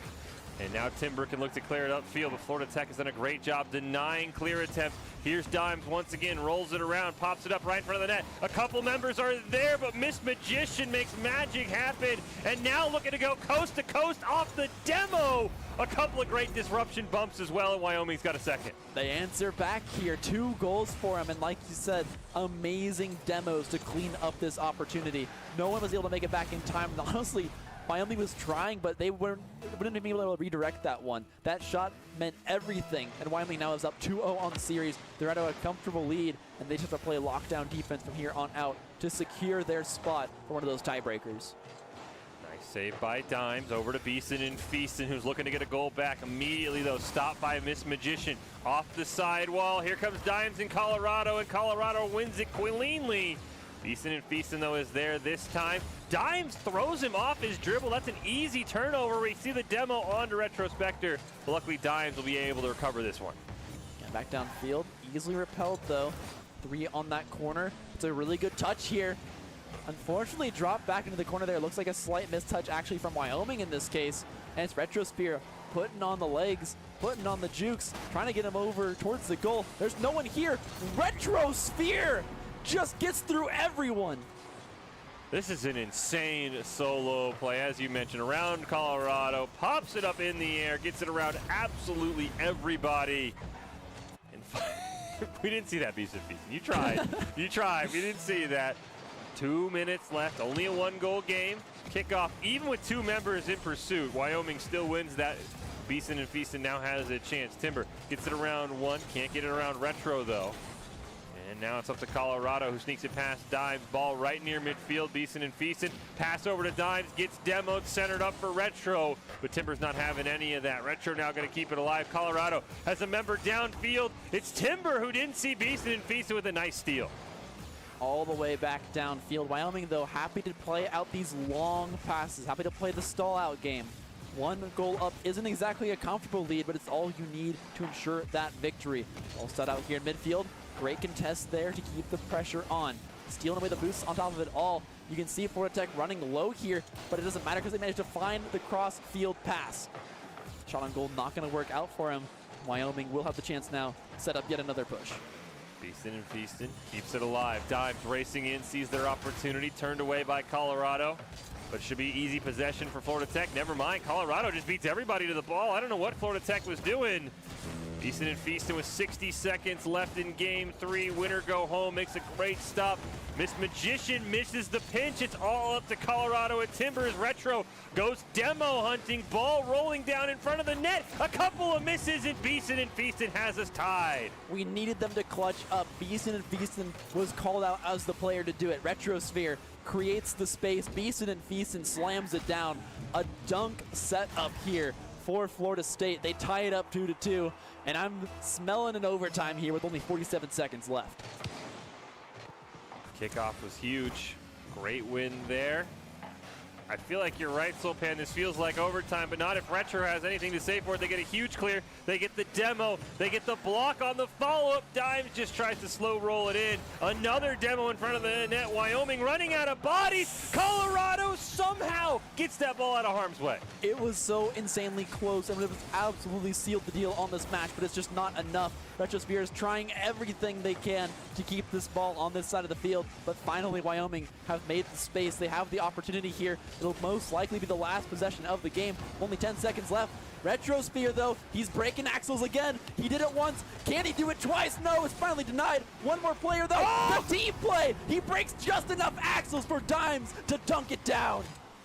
What a play by Retro and Dimes. I didn't know if it had the angle. 2 seconds left, and Florida Tech has fought back. This kickoff has to pop up in the air if you're a Wyoming fan, and it doesn't. Florida Tech will win the game. They will stay alive at 3-3. Wyoming will see their topsy-turvy time in the USO Invitational Qualifier come to an end. But what an insane series, Soulpad, there. These 2 and 3 teams won it every single second, and they almost got it. Beaston and Feaston was called out as the player of the previous 2 games, but Retrosphere, man, he broke axles on 2 separate drives to bring this game back, and he absolutely deserves a shout out and absolutely deserves a spot moving forward. Well, we are now on to our final game of the night. It will be Team Volted, who's locked in at 4-1, taking on Hood College, who's another one of those 3-2 teams. Hood College wins, they're in. They lose, they join basically almost, it feels like the whole tournament at this point at 3-3. We're going to take a quick break. Who comes out on top in our final match? Is it a team for seeding, or is it locking a spot in for Hood College? Find out after this.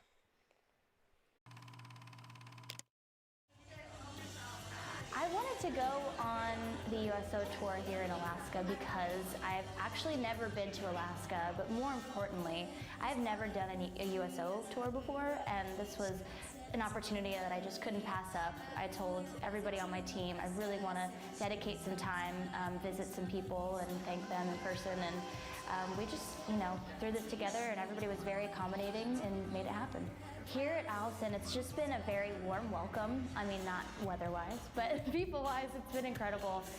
Just getting to explore the grounds. I got to see some jets, which were absolutely breathtaking. Just being able to say thank you to the men and women who serve our country in person has just been so incredible. Ladies and gentlemen, let me hear y'all fired up and shouting for Miss Cassidy. Go! So I want to thank you guys for having me. This has been incredible. I want to come back. I definitely want to see more of it. I feel like I got to see as much as possible in one day, but this place is massive. So I would love to come back and see more.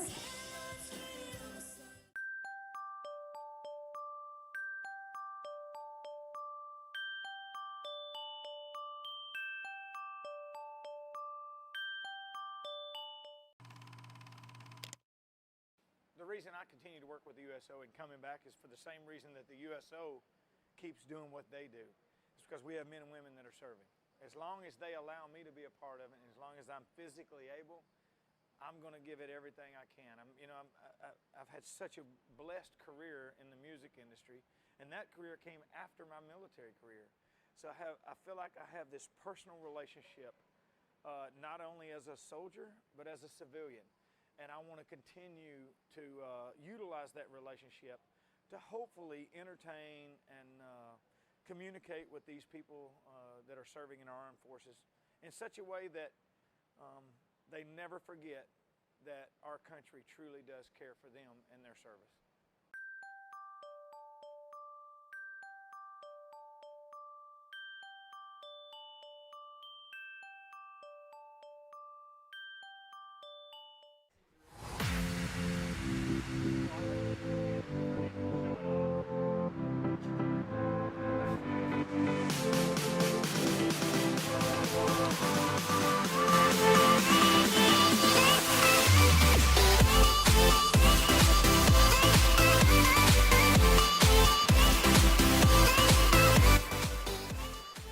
Welcome back into the Boise State Game Pants, or the Boise State Esports Arena, I should say, here for the USO Invitational Qualifier Week 6, powered by Geico Military. Since 1941, the USO has been the nation's leading organization to serve the men and women in the U.S. military and their families throughout their time in uniform. From the moment they join through their assignments and deployments as they transition back to their communities, the USO always by their side. Fish at Soul Pan here. Final match of the night.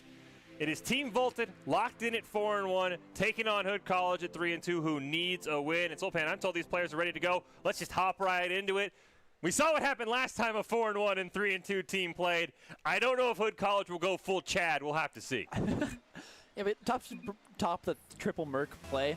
I think we're going to see a highly contested game here. As again, playing for elimination, they got to find their victory here. And off the kickoff, Hood College will immediately start out with an advantage. Schmack with the demo on to Nader Tot, though, as Sky with a great coast-to-coast setup for Bumpin', trying to force that one in. Slamming barely gets it away, at least for now. And back towards this goal. They still have the possession. They still have opportunities. Trying to set something up here. We'll go all the way across the field. Looks like the defensive team here, Hood College, managed to top up themselves completely on boost. Now looking to make the push happen. Well contested out here in mid. Only one player remaining here for Team Volted with any amount of boost to speak for, but that is just enough to score anyways. Skies somehow finds a gap in the armor and delivers a goal. Fantastic job. Look at that. Over 2 members. Runs into their own team for show. Volted early lead here. See if Hood College, all caps, Nader Tot and Slammin'. Nader Tot getting into the spooky season vibes, hoping to give him some good luck here. And right now he has possession of the ball, looking to dribble it down, has Slammin' right in front, stolen away by Bumpin' though. All caps, one more chance. Schmack though, there for the stop and immediately gets it over to the other side of the field. Just got to maintain this one. Team Volted already shown that they have the ability to find the holes in the armor of Hood College's defense. Looking to do it once again here. He's just playing it so high in the sky. No one really able to jump up and meet one of those crosses just yet. An attempt here. Not going to find anything just yet. It's Skies once again off the ground, straight into the corner, and they deliver a second goal. He's waiting the whole time, sees the setup on the miss by Nader Tot, and just blasts it in. Skies, great start, especially if you're Team Volted. Again, Team Volted is in. They're 4-1. They're just simply playing for seeding. Could have a 2 seed. They'd have a tie with our other 5-1 team if they win. It's Hood College who needs the play. No! Nader Tot on an unfortunate save. The what a save memes go out in all chat. You hate to see it. Yeah, I mean, sometimes it happens. Oh, it just got worse. Bumpin' is able to find a shot, just sneaking it through the defense. Sometimes just coming off the back of that tilted play, it hurts to see. You block your own goal, you get back on defense, and you're unable to block the enemy goal. It hurts to see, but it's Team Volted starting out 3-0 here against Hood College. Off that kickoff, Nader Tot trying to do good. Bumpin' makes the save. Incredible defense here for Team Volted. And again, Hood College is still finding opportunities. They're getting so close to these shots on goal. An unfortunate save, a really incredible unfortunate save from your teammate, an incredible save from the defense. They just need to get one of these things to land, and they got to get it soon here. 3 goals scored by Team Volted. It's a long lead to come back from, but wait, that's almost an own goal here from Skies. He does not discriminate. He's just willing to shoot at anything and finally gets it back down the field. Going the right direction this time. That's another shot on goal, and it goes to Bumpin'. Volted goes from near disaster to a great... Look at this pass to Bumpin' from Skies. The field vision is insane. Nobody can get there. Everybody push forward. Hood College finds themselves in a disaster spot. Again, it's a best of 3. Maybe we've seen a lot of game 1s not go teams' ways, and we've seen teams come back. As Bumpin gets a demo on to Slam, they force out a double commit, but there's no one further in the rotation, so Schmack will get an easy clear.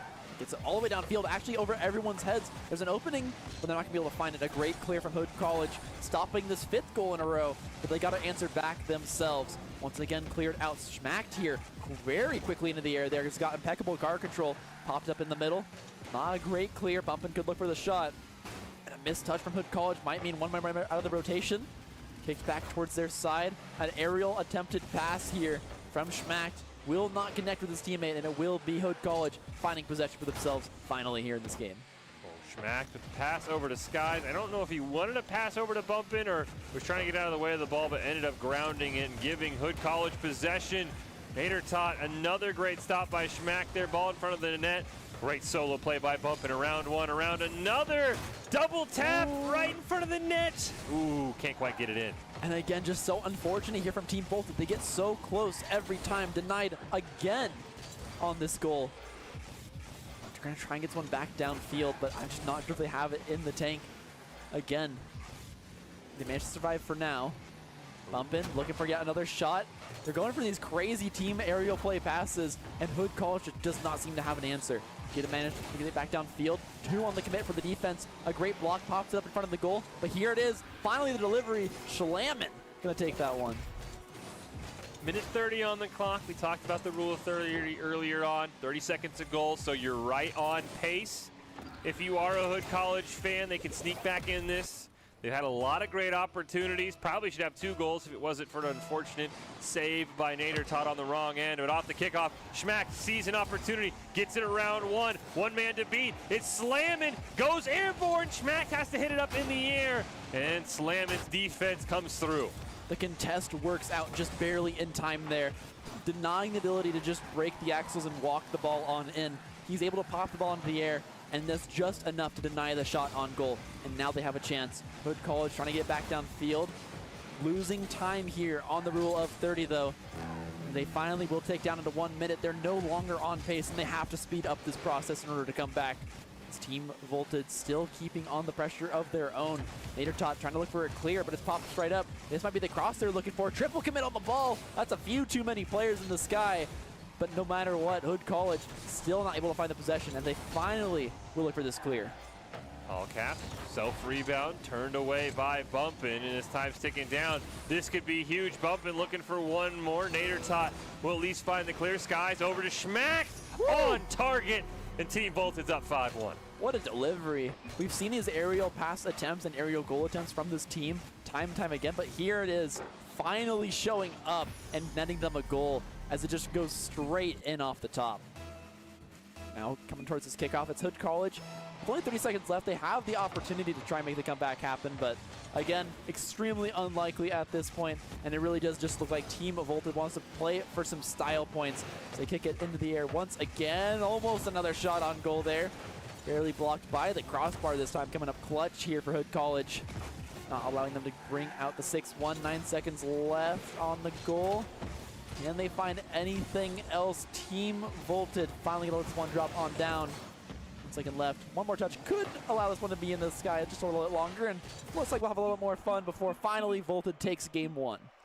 Clean win from Voltage there. Tournament powered by Geico Military. Geico Military, been a partner of the USO since 1997, providing support to military service members and their families throughout their time in service. A big thank you to Geico Military for being the force behind the forces. All right, Soulpan, could be our final game. Though the last 2 series, the team that won game 1 has fallen apart. Do you foresee that for Voltage? Because yes, this was a blowout, but I do think Hood College had several opportunities, and it really did feel like once Nader Tot made that unfortunate play, that everything just kind of came apart. I mean, it almost feels like they should, because they have all these opportunities, but the last 2 games were also complete blowouts game 1. This wasn't exactly a complete blowout because of those opportunities. True. So I'm almost feeling like these teams have kind of sized each other up, and Team Voltage just seems to have such a good read on how they're playing off each other with these aerial shots. I'm expecting them to come out ahead once again, and I'm just expecting a struggle on the ground game for the other team as they have to make the comeback happen right here. Volted again, already in the playoffs, sitting in a comfy 4-1. Could be up in a 2-3 situation, depending on how the tiebreakers work out. Up at 5-1. Hood College, a win and they're in. It is that simple. A loss and pure pandemonium breaks loose. If they're ready for game 2, we're ready for game 2. Let's hop into it. Could be our last qualifier match of this USO Invitational qualifier, because the USO Invitational is coming up very soon with that $10,000 prize pool. And right off the start, looks like a great opportunity here for Hood College. They're not quite able to find it. That's just going a little bit in the wrong direction there. Team Volted once again maintaining just solid control on this ball. Look at Schmacked. Just impeccable car control.